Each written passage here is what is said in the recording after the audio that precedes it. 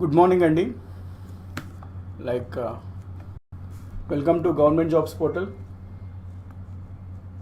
ఈరోజు కొంచెం డిలే అయిందండి. ఇప్పటి నుంచి చూద్దాం ఎకానమీ క్లాస్ ఈరోజు మనం షెడ్యూల్ ప్రకారం చూస్తాం. 10 అయింది కాబట్టి 10 to 11:30 మనము ఎకానమీ చూద్దామండి. ఈరోజు హాఫ్ అన్ అవర్ బ్రేక్ తీసుకుందాం. అగైన్ మనం 12 to 1:30 వచ్చేసరికి హిస్టరీ చూద్దామండి. సో ఎకానమీ హిస్టరీ ఈరోజు మనం చూద్దాం. ఎకానమీ ప్రీవియస్ క్లాస్లో మనం చదివింది రివైజ్ చేశారు అనుకుంటున్నాను, ఎందుకంటే కంటిన్యూయేషన్ ఉంటుంది. హాయ్ అండి సాయి కుమార్ గారు, హాయ్. సో మన యాప్ ఉంటుందండి, జీజేపీ యాప్ అని. ఒకవేళ ఎవరికైనా అర్థమెటిక్ క్లాసెస్ని అవైల్ చేసుకోవాలనుకుంటే జీజేపీ యాప్లో అర్థమెటిక్ క్లాసెస్ అవైల్ చేసుకోవచ్చు అండి. సబ్స్క్రైబ్ అవ్వచ్చు, జాయిన్ అవ్వచ్చు. దాదాపుగా 90 hours క్లాసెస్ ఉంటాయి approximately. Both English and Telugu medium వాళ్ళకి యూస్ఫుల్ ఉంటాయి. 2 లాంగ్వేజెస్లో ఉండడం జరుగుతుంది అర్థమెటిక్. సో ఎవరికైనా అర్థమెటిక్ ఇంట్రెస్ట్ ఉన్న వాళ్ళు జీజేపీ యాప్కి వెళ్ళి అర్థమెటిక్ సబ్స్క్రైబ్ అవ్వచ్చు అండి. సో మనం ప్రీవియస్ క్లాస్లో ఆపిన దగ్గర నుంచి కంటిన్యూ చేద్దాం. ప్రీవియస్ క్లాస్లో మనము ట్రాన్స్ఫర్ పేమెంట్స్ అంటే ఏంటో చూసాం, బదిలీ చెల్లింపులు అంటే ఏంటో చూసాం. సమ్ ఎగ్జాంపుల్స్ కూడా చూసాం. నిరుద్యోగ భృతి, అన్ఎంప్లాయ్మెంట్ అలవెన్స్ అని, స్కాలర్షిప్ అని, పెన్షన్స్ అని. అవన్నీ ఏంటి అంటే ఎలాంటి ఆర్థిక కార్యకలాపాలలో పాల్గొనకుండా వచ్చిన డబ్బుల్ని మనము బదిలీ చెల్లింపులు, ట్రాన్స్ఫర్ పేమెంట్స్ అని అంటాము. సో ట్రాన్స్ఫర్ పేమెంట్స్ అంటే లాస్ట్ క్లాస్లో ఇప్పుడు మనం చూసాం. లాస్ట్ క్లాస్లో మనము ప్రైవేట్ ఇన్కమ్ గురించి చూసామండి. ప్రైవేట్ ఇన్కమ్ గురించి లాస్ట్ క్లాస్లో చూసాం. లాస్ట్ క్లాస్లో ప్రైవేట్ ఇన్కమ్ అంటే మనం ఏమని చదివాం నార్మల్గా. ఫర్ ఎగ్జాంపుల్ ఏదన్నా ఒక దేశం ఉందంటే ఆ దేశంలో జాతీయ ఆదాయం ఈజ్ ఈక్వల్ టు ఏముంటుందండి, దేశంలో ఎవరు ఉంటారు? ప్రైవేట్ ప్లస్ ప్రభుత్వం ఉంటారు. కాబట్టి జాతీయ ఆదాయం అంటే ఎవరు వస్తారు? ప్రైవేట్ ఆదాయం ప్లస్ పబ్లిక్ ఆదాయం అంటే గవర్నమెంట్ ఆదాయం అన్నట్టు. పబ్లిక్ అంటే గవర్నమెంట్. సో ప్రైవేట్ ఆదాయం ప్లస్ పబ్లిక్ ఆదాయం. గవర్నమెంట్ కానిది అంతా ప్రైవేట్ కదండి. అయితే ఈ ప్రైవేట్ ఆదాయంలో 2 ఉంటాయి మనకి. ఏంటవి? ఆర్థిక కార్యకలాపాలలో పాల్గొనడం వల్ల వచ్చిన ఆదాయం ఒకటి, ఎలాంటి ఆర్థిక కార్యకలాపాలలో పాల్గొనకుండా వచ్చిన ఆదాయం ఒకటి. దీన్నే మనము బదిలీ చెల్లింపులు, ట్రాన్స్ఫర్ పేమెంట్స్ అని అన్నాం. సో కాకపోతే మన జాతీయ ఆదాయం లెక్క వేసేటప్పుడు, క్యాలిక్యులేట్ చేసేటప్పుడు మనము ఈ ట్రాన్స్ఫర్ పేమెంట్స్ అనేది మనం కన్సిడరేషన్లో తీయమండి. అంటే మనము ఈ ప్రైవేట్ ఆదాయం ప్లేస్లో జాతీయ ఆదాయం క్యాలిక్యులేట్ చేసినప్పుడు ఏం చేస్తాం? ఓన్లీ ఈ పార్టే, అంటే ఆర్థిక కార్యకలాపాలలో పాల్గొనడం వల్ల వచ్చిన ఆదాయంను మాత్రమే లెక్కిస్తాము. ఈ ట్రాన్స్ఫర్ పేమెంట్స్ని మనము లెక్కించము. కాబట్టి మనకి ఇక్కడ ఫార్ములా ఏమవుతుందండి? జాతీయ ఆదాయం ఈజ్ ఈక్వల్ టు ఫార్ములా ఏమవుతుంది? ప్రైవేట్ ఆదాయం. సో ఇక్కడ మీరు ప్రైవేట్ ఇన్కమ్ అని పెట్టుకోండి. So national income is equal to private ఇన్కమ్లో మనం ప్రైవేట్ ఇన్కమ్లో ఏం తీసేయాలనుకున్నాము? ట్రాన్స్ఫర్ పేమెంట్స్ తీసేయాలి అనుకున్నాం, బదిలీ చెల్లింపులు. సో ట్రాన్స్ఫర్ పేమెంట్స్ అనేది మనం తీసేస్తున్నాం. ప్లస్ ఏమవుతుంది? పబ్లిక్ ఆదాయం plus public or government income అన్నమాట. సో ఇది ఫార్ములా అండి. మనకి కాన్సెప్ట్ తెలిస్తే ఒకవేళ ఈక్వేషన్ టైప్లో ఏమన్నా అడిగితే మనం ఈ రకంగా మనము ఆన్సర్ చేయడానికి స్కోప్ ఉంటుంది. ఒకవేళ ప్రైవేట్ ఇన్కమ్కి అడిగాడు అనుకోండి, ఫార్ములా ఏం లేదు, సింపుల్. మనకి ఇక్కడ ఉన్న ఈక్వేషన్లోనే అటు ఇటు మార్చడం, ఏం అడిగితే అది దాన్ని బట్టి. ప్రైవేట్ ఇన్కమ్ అడిగితే ఏమవుతుందండి ఫార్ములా?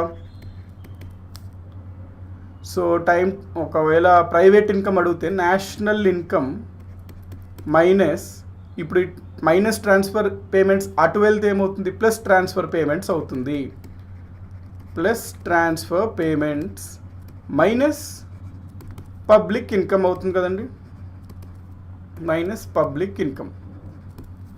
సో ఈ ఫార్ములా ఒకవేళ ప్రైవేట్ ఇన్కమ్ ఫార్ములా ఇచ్చి కింద 4 ఇచ్చి ఏది కరెక్ట్ అంటే ఈ ఫార్ములా మీరు. సో ఈ కాన్సెప్ట్ గుర్తుపెట్టుకోండి.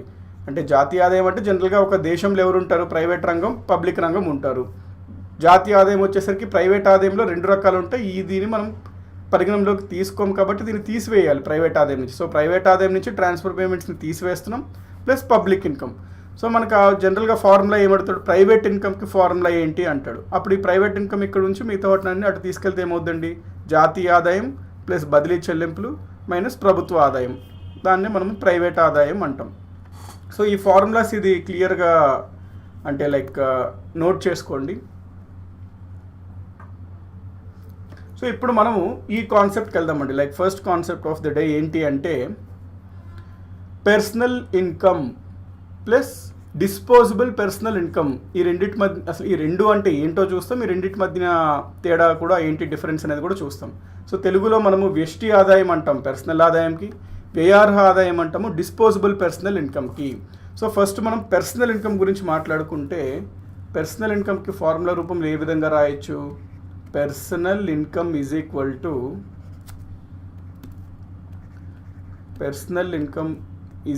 టు ఇప్పుడు ఫర్ ఎగ్జాంపుల్ ఏదన్నా ఒక ప్రైవేట్ వ్యక్తి ఉన్నారనుకోండి, అంటే పర్సనల్ అంటే జనరల్గా ఆ వ్యక్తి యొక్క ఇన్కమ్ మీదే ఉంటుంది కదా, అంటే ప్రైవేట్ ఇన్కమ్ మనం పరిగణంలోకి తీసుకుంటాం. సో ఒక ప్రైవేట్ వ్యక్తికి వచ్చిన ఇన్కమ్, ఒక కంపెనీ అనుకోండి ఏదన్నా అవ్వండి. సో పర్సనల్గా ఒక వ్యక్తికి లేకపోతే ఒక సంస్థకి వచ్చే ఆదాయం గురించి ఇక్కడ మనం మాట్లాడుతున్నాం. సో ఆ సంస్థ కానీ ఆ వ్యక్తి కానీ మొత్తం వచ్చిన ఆదాయం దాంట్లో పర్సనల్గా అంటే అతని పర్సనల్ అండి ఇది, ఆ సంస్థ యొక్క పర్సనల్ లేకపోతే ఒక మనిషి యొక్క పర్సనల్ అనమాట ఇది. అప్పుడు అతనికి వచ్చిన మొత్తం ఆదాయం, ఫర్ ఎగ్జాంపుల్ సంస్థ పరంగా మనం మాట్లాడుతున్నాం అనుకోండి, ఒక సంస్థ ఉందనుకోండి, ఒక సంస్థకు ఒక 100 రూపాయలు వచ్చింది అనుకోండి, ఆ 100 రూపాయలు వాళ్ళ యొక్క ప్రైవేట్ ఇన్కమ్ అవుతుంది. కాకపోతే ఆ 100 రూపాయలు వాళ్ళ పర్సనల్ అవ్వదు కదా, ఎందుకు, ఈ 100 రూపాయల్లో చాలా కట్టింగ్స్ ఉంటాయి. మొట్టమొదటి కట్టింగ్ ఏముంటుంది మనకి, కార్పొరేట్ పన్ను ఉంటుంది, కార్పొరేట్ ట్యాక్స్ ఉంటుంది. సో ఈ వచ్చిన ప్రైవేట్ ఇన్కమ్ నుంచి మనం ఫస్ట్ కార్పొరేట్ ట్యాక్స్ని తీసివేయాలి. So personal income is equal to private income minus corporate tax అనుకోండి, కార్పొరేట్ ట్యాక్స్. అయితే ప్రతి కంపెనీ మీరు చూసుకున్నట్లయితే వాళ్ళకి ఇప్పుడు ఫర్ ఎగ్జాంపుల్ 100 రూపాయల ఆదాయం వచ్చింది, ఆ 100 రూపాయల ఆదాయంలో వీళ్ళకి లాభం ఒక 60 రూపాయలు ఉందనుకోండి. సో ఆ ట్యాక్స్ని మనం కొంత తీసేస్తాము. అయితే ఈ 60 రూపాయల లాభం వచ్చింది కదా, ప్రాఫిట్ వచ్చింది కదా, అందుకని 60 రూపాయలని షేర్ హోల్డర్స్ మధ్యలో పంచడం అనేది లేకపోతే పార్ట్నర్స్ మధ్యలో పంచడం జరగదండి, మొత్తం పంచేరు. వీళ్ళు ఏం చేస్తారు అంటే మొత్తం వచ్చిన లాభంలో కొంత లాభాన్ని, అంటే దాదాపు ఒక 20 రూపాయలు అనుకోండి, వీళ్ళు ఈ 40 రూపాయలు ఎవరైనా ఈ కంపెనీ షేర్ హోల్డింగ్ కంపెనీ అయితే షేర్ హోల్డర్స్ మధ్యన వీళ్ళ కంపెనీ షేర్లు ఉన్న వాళ్ళ మధ్యన పంచుతారు ప్రాఫిట్స్ కింద. ఇంకా లేకపోతే ఒక పార్ట్నర్షిప్ కంపెనీ అంటే పార్ట్నర్స్ మధ్యన పంచుకుంటారు, మొత్తం లాభం పంచుకోరు, కొంత భాగం లాభం మాత్రమే పంచుకుంటారు. మరి మిగతా ఒక లాభం ఏం చేస్తారు అంటే పక్కకు పెడతారు. దీంతో ఏం చేస్తారు, ఆ సంస్థ యొక్క ఇంకా ఏమన్నా ఫర్ ఎగ్జాంపుల్ ఏమైనా కొత్త బిల్డింగ్లు కట్టాలన్నా లేకపోతే ఏమైనా కొత్త మెషిన్లు కట్టాలన్నా, సో ఆ సంస్థ బాగుపరచడానికి మెరుగుపరచడానికి అప్గ్రేడ్ చేయడం కోసం కొంత మనీ ఆ సంస్థ పైనే వెచ్చిస్తారనమాట. అందుకని దాన్నే మనము ఏమంటామంటే దాన్ని కూడా తీసివేయాలి కదండి. ఇప్పుడు ఒక పర్సనల్ ఇన్కమ్, ఒక మనిషికి వచ్చిన పర్సనల్ ఇన్కంలో మరి దాన్ని కూడా తీసివేయాలి కదా, ఏదైతే ఇట్లా పక్కకు పెడతారో దాన్నే మనం ఏమంటాం, undivided or undistributed or undivided profit అంటాం. అంటే ఏ లాభం అయితే మనము అది పక్కకు పెడతామో, అది ఏ విధంగా మనం డిస్ట్రిబ్యూట్ చేయమో, పంచిపెట్టమో, దాన్ని మనం తీసివేయాలి. So private income minus corporate tax minus undistributed or undivided profit. ఇంకా కొన్ని పెద్ద కంపెనీస్ అయితే కార్పొరేట్ సోషల్ రెస్పాన్సిబిలిటీ అని ఉంటుందండి. దీని గురించి మనం ఇప్పుడు చూస్తాం ఈ టాపిక్ గురించి. సో ఈ డబ్బులు కూడా వచ్చిన డబ్బుల్లో ఈ డబ్బులు మనం ఖచ్చితంగా కొంత ఖర్చు చేయాలి దీనికోసం. కాబట్టి మనకు వచ్చిన పర్సనల్ ఇన్కంలో దీన్ని కూడా తీసివేయాలి పర్సనల్ ఇన్కమ్ క్యాలిక్యులేట్ చేసినప్పుడు. So minus CSR, corporate social responsibility. So మనకి ఫార్ములా ఇదండి, ఫైనల్ ఫార్ములా. పర్సనల్ ఇన్కమ్ అంటే వ్యష్టి ఆదాయం is equal to private income minus corporate tax minus undistributed or undivided profit minus corporate social responsibility. ఇది personal income అండి. అంటే ఇక్కడ ఏం లేదు. ఫర్ ఎగ్జాంపుల్ సింపుల్గా ఏంటి అంటే ఒక కంపెనీ తీసుకున్నారనుకోండి, టీసీఎస్ అనే కంపెనీ ఉంది. ఆ టీసీఎస్ చైర్మన్ లేకపోతే ఫౌండర్ ఎవరో ఒక అతను ఉంటాడు. అతనికి వచ్చిన పర్సనల్ ఇన్కమ్ గురించి మనం మాట్లాడుతున్నాం. అతనికి వచ్చిన ఆ ఫౌండర్, ఆ స్థాపకుడు, ఒక సంస్థ ఉందంటే ఆ సంస్థ స్థాపకుడికి వచ్చిన ఇన్కమ్ ఎంత ఉంటుంది అంటే అతనికి మొత్తం వచ్చిన ఆదాయం, అందులో మనము కార్పొరేట్ ట్యాక్స్కి గవర్నమెంట్ కట్టేయాలి, కార్పొరేట్ ట్యాక్స్ కట్ అయిపోతుంది. నెక్స్ట్ కొంత భాగం మనము విభజించమని డిస్ట్రిబ్యూట్ చేయం, పంచమన్నమాట లాభం. సో దాన్ని కూడా తీసివేయాలి మనం. దాంతోపాటు అతనికి వచ్చిన లాభంలో, అతనికి వచ్చిన ఆదాయంలో కొంత శాతం అతను సిఎస్ఆర్ అంటే కార్పొరేట్ సోషల్ రెస్పాన్సిబిలిటీ అంటాం, దానికి కూడా ఖర్చు చేయాలి. మరి అందుకని అది కూడా తీసేస్తాం. ఇది చేస్తే అతనికి వచ్చేది ఏంటంటే పర్సనల్ ఇన్కమ్, అంటే అతను పరంగా అతనికి వచ్చిన డబ్బులు. ఇప్పుడు మనకి నెక్స్ట్ కాన్సెప్ట్ ఏముంది, disposable personal income. Disposable personal income అంటే ఏం లేదండి. డిస్పోజబుల్ అంటే మీనింగ్ ఏంటి, నాకు మొత్తం వచ్చిన ఆదాయంలో నా చేతికి ఎంత వచ్చింది, అన్ని కట్టింగ్స్ అన్నీ పోను నా చేతికి ఎంత వచ్చింది. ఇక్కడ పర్సనల్ ఇన్కమ్కి డిస్పోజబుల్ పర్సనల్ ఇన్కమ్కి డిఫరెన్స్ ఏం లేదండి. పర్సనల్ ఇన్కమ్ అంటే ఒక వ్యక్తికి అతని పరంగా ఓన్లీ ఆ పర్సన్ పరంగా మొత్తం ఎంత ఆదాయం వస్తుంది ఆ వ్యక్తి పరంగా.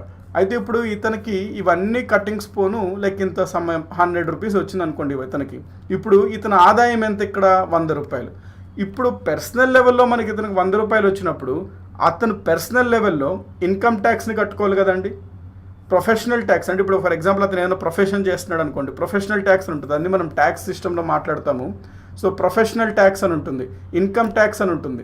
సో ఇతనికి వచ్చిన ఆదాయంలో కొంత పన్ను రూపంలో చెల్లించాలి కాబట్టి అతని చేతికి వచ్చేది ఎంత అంటే మనం ఏమంటాము, డిస్పోజబుల్ పర్సనల్ ఇన్కమ్ అంటే అతని చేతికి వచ్చేది ఎంత, అతను ఖర్చు పెట్టుకోవడానికి అతనికి విచక్షణ ఉండేటట్టు ఎంత వస్తుంది అంటే అతనికి వచ్చిన మొత్తం పర్సనల్ ఇన్కంలో మనము ఇన్కమ్ ట్యాక్స్ ప్లస్ ఏవైనా ఇతర రకమైన పనులు ఉంటాయి అంటే అన్ని ట్యాక్సులు కలిపి plus all type of tax. For example professional tax, అతను ఏమేమి పన్నులు అయితే ఒక ఇండివిజువల్ లెవెల్లో కట్టవలసి వస్తుందో ఆ ట్యాక్స్లన్నీ మనం తీసివేయగా అతనికి వచ్చిన మొత్తం ఆదాయంలో మనకి మిగిలేదే డిస్పోజబుల్ పర్సనల్ ఇన్కమ్, వ్యయార్హ ఆదాయం అంటాం. సో పర్సనల్ ఇన్కమ్కి డిస్పోజబుల్ పర్సనల్ ఇన్కమ్కి డిఫరెన్స్ వచ్చింది కదండి. ఇక్కడ మీకు డౌట్ రావచ్చు, ఆల్రెడీ మనము కార్పొరేట్ ట్యాక్స్ అని ఇక్కడ కట్ చేస్తున్నాం కదా పన్ను రూపంలో, మళ్ళీ ఇక్కడ ఎందుకు కట్ చేస్తున్నాము ఇన్కమ్ ట్యాక్స్ అని అంటే ఇక్కడ మీరు గుర్తుపెట్టుకోవాల్సిన విషయం ఏంటంటే ఇక్కడ మనం మాట్లాడుతుంది ఏంటి అంటే ఒక సంస్థ గురించి అండి. ఒక కంపెనీ ఉంది అంటే ఆ కంపెనీకి వచ్చిన ఆదాయంలో కార్పొరేట్ ట్యాక్స్ అనేది అన్నీ పోను, ఆ కంపెనీలో స్థాపకుడు ఎవరైతే ఉన్నారో అవన్నీ పోను ఇతనికి ఎంత వచ్చింది. ఇప్పుడు ఇతని యొక్క ఆదాయం అనమాట వచ్చిన అమౌంట్. సో అతనికి వచ్చిన ఆదాయంలో మరి ఆదాయపు పన్ను ఉంటుంది కదా ఇన్కమ్ ట్యాక్స్, అవి ప్లస్ ఇతర పన్నులు అతను ఏమన్నా కట్టవలసి ఉంటే అవన్నీ అయిన తర్వాత అతనికి ఆఖరికి చేతికి మిగిలే ఆదాయంని మనము డిస్పోజబుల్ పర్సనల్ ఇన్కమ్ అని అంటాము. సో ఈ 2 కాన్సెప్ట్స్ మీకు క్లియర్ కదండి, personal income and disposable personal income. Next మనము ఈ టాపిక్లో మనం ఏమనుకున్నాం, సిఎస్ఆర్ అనే ఒక టాపిక్ ఉంటుంది అనుకున్నాం కదా, దాని గురించి చూద్దాం. అయితే ఇది చూసే ముందు లైక్ ఈ కాన్సెప్ట్ మనం ఆల్రెడీ చూసాం కాబట్టి లైక్ ఈ దీంట్లో ప్రశ్న ఏ రూపంగా వస్తుందో నేను మీకు చెప్తాను చూడండి. ఇప్పుడు ఫర్ ఎగ్జాంపుల్ ఒక వ్యక్తికి ఈ డిస్పోజబుల్ పర్సనల్ ఇన్కమ్లో చూసుకుంటే ఇతను ఏం చేస్తాడండి అంటే ఇతను చేతికి వచ్చిన డబ్బులు, అతను ఏం చేయగలుగుతాడు, అతను చేతికి వచ్చిన డబ్బులు అతనికి ఏమైతే అవసరాలు ఉన్నాయో ఖర్చు చేస్తాడు. అంటే ఒకటి వ్యయం ఉంటుంది, ఎక్స్పెండిచర్ ఉంటుంది, కొంత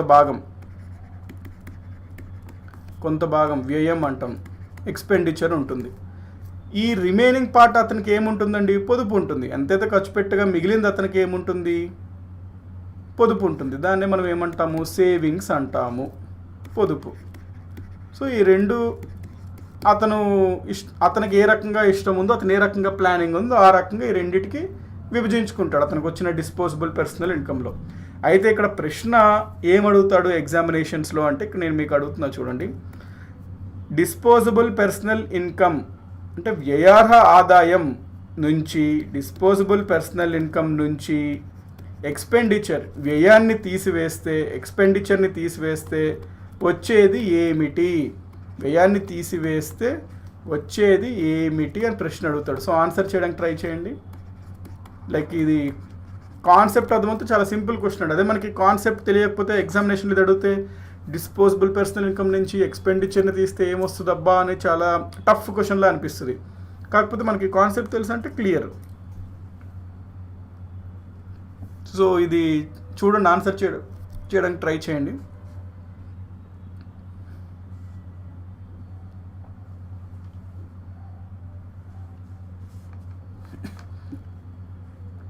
ఫస్ట్ ఆన్సర్ ఇచ్చింది శిరీష గారు అండి, very good. So disposable income నుంచి వ్యయాన్ని తీసివేస్తే వచ్చేది మనకి పొదుపు అంటే సేవింగ్స్ వస్తుంది. Like Sai Krishna, Hemalatha, very good అండి, అందరు సేవింగ్స్ అంటున్నారు. పర్సనల్ ఇన్కమ్ అంటున్నారండి. నో పర్సనల్ ఇన్కమ్ నుంచి అతనికి అన్నీ తీసివేయగా, ట్యాక్స్ అని తీసివేయగా అతనికి వచ్చేది డిస్పోజబుల్ పర్సనల్ ఇన్కమ్ అండి. డిస్పోజబుల్ పర్సనల్ ఇన్కమ్ అంటే ఒక వ్యక్తికి అతని చేతికి ఎంత డబ్బు వచ్చింది, అతనికి గ్రాస్ మొత్తం జీతం చూసుకుంటే పర్సనల్ ఇన్కమ్ అనాలండి. ఆ పర్సనల్ ఇన్కమ్లో డెఫినెట్గా అతను గ్రాస్లో మరి ఇన్కమ్ ట్యాక్స్ చాలా రకాల పన్నులు కట్ అవుతే అతనికి చేతికి వచ్చిన డబ్బులు అంటాం కదా, దాన్నే మనము డిస్పోజబుల్ పర్సనల్ ఇన్కమ్ అంటాం. మనకు చేతికి వచ్చిన డబ్బులతో మనం ఏం చేయొచ్చండి, 2 ఆప్షన్స్ మనకి. ఒకటి, దేనికన్నా అవసరాలు ఉంటే ఖర్చు చేస్తాం, వ్యయం. నెక్స్ట్ మిగిలిన దాన్ని ఏం చేస్తాం, మనము ఏమైనా మిగిలితే పొదుపు చేస్తాం. సో ప్రశ్న ఏం అడిగాడు, డిస్పోజబుల్ పర్సనల్ ఇన్కమ్ నుంచి అంటే మన చేతికి వచ్చిన డబ్బుల నుంచి మనం చేసిన ఖర్చు తీసివేస్తే ఏం మిగులుతుంది అంటున్నాడు. సో మనకు మిగిలేది ఏంటి, మనం ఎంతైతే పొదుపు చేసుకున్నామో, సేవింగ్ చేసుకున్నామో అది మిగులుతుంది. సో వచ్చేది ఏంటి అంటే ఆన్సర్ సేవింగ్స్. సో ఇది క్వశ్చన్ ఈ రకంగా అడుగుతాడండి. నెక్స్ట్కి వెళ్దాం. Corporate social responsibility. ఇప్పుడు ఒక సంస్థ ఉందనుకోండి, ఒక సంస్థ ఉంది, ఇది కొంచెం పెద్ద సంస్థ, కార్పొరేట్ లెవెల్. కార్పొరేట్స్ అంటే కొంచెం పెద్ద సంస్థ అండి. ఇది ఒక పెద్ద సంస్థ లేకపోతే పెద్ద ఫ్యాక్టరీనో ఏదో ఉంది. అయితే ఈ ఫ్యాక్టరీ చాలా డబ్బుల్ని చేస్తున్నప్పుడు చాలా లాభాలు వస్తుంది, చాలా టర్న్ ఓవర్ అన్నీ ఉన్నాయి. మరి అట్లాంటప్పుడు ఈ లాభం అంతా ఎక్కడి నుంచి వస్తుందండి, వీళ్ళకి ప్రజల నుంచి వస్తుంది. ప్రజలంటే ఏంటి, నథింగ్ బట్ సమాజం. సో సమాజం నుంచి వీళ్ళు లాభపడుతున్నారు. మరి అట్లాంటప్పుడు సమాజం నుంచి వీరు లాభపడుతున్నప్పుడు వీళ్ళకి నైతిక విలువ ఏంటి, తిరిగి ఆ సమాజానికి వీళ్ళు ఏదో ఒకటి చేయాలి కదా, ఎంతో కొంత. అంటే వీళ్ళకి వచ్చేది మొత్తం మళ్ళీ సమాజంకి ఇచ్చేయాలి అనేది కరెక్ట్ కాదు. కాకపోతే వీరు సమాజం నుంచి లాభ పొందుతున్నారు కాబట్టి వీరు లాభ పొందిన దాంట్లో కొంచెం మాత్రం తిరిగి సమాజంకి ఏదైనా చెయ్యాలి. సో ఆ కాన్సెప్ట్ మాట్లాడేదే కార్పొరేట్ సోషల్ రెస్పాన్సిబిలిటీ. సమాజం ఎంతో ఇస్తుంది, తిరిగి ఇచ్చేయాలి కొంతన్నా, ఆ కాన్సెప్ట్ అండి ఇది కార్పొరేట్ సోషల్ రెస్పాన్సిబిలిటీ అంటే.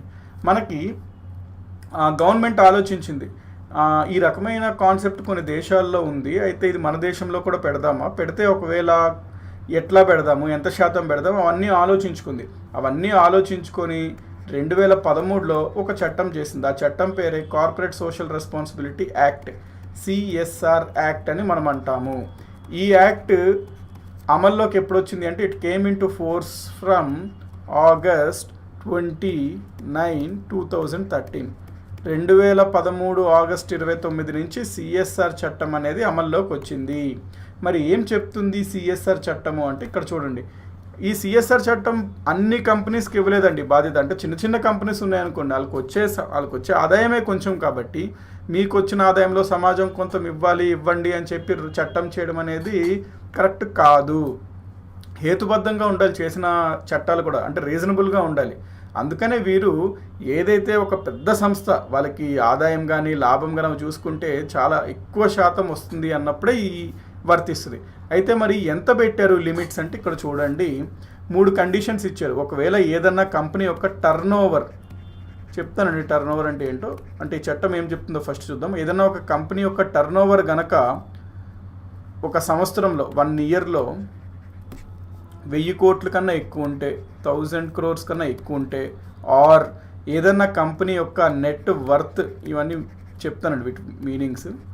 నెట్ వర్త్ కనుక మోర్ దాన్ 500 crores ఉన్నా, ఆర్ ఏదన్నా కంపెనీ యొక్క నెట్ ప్రాఫిట్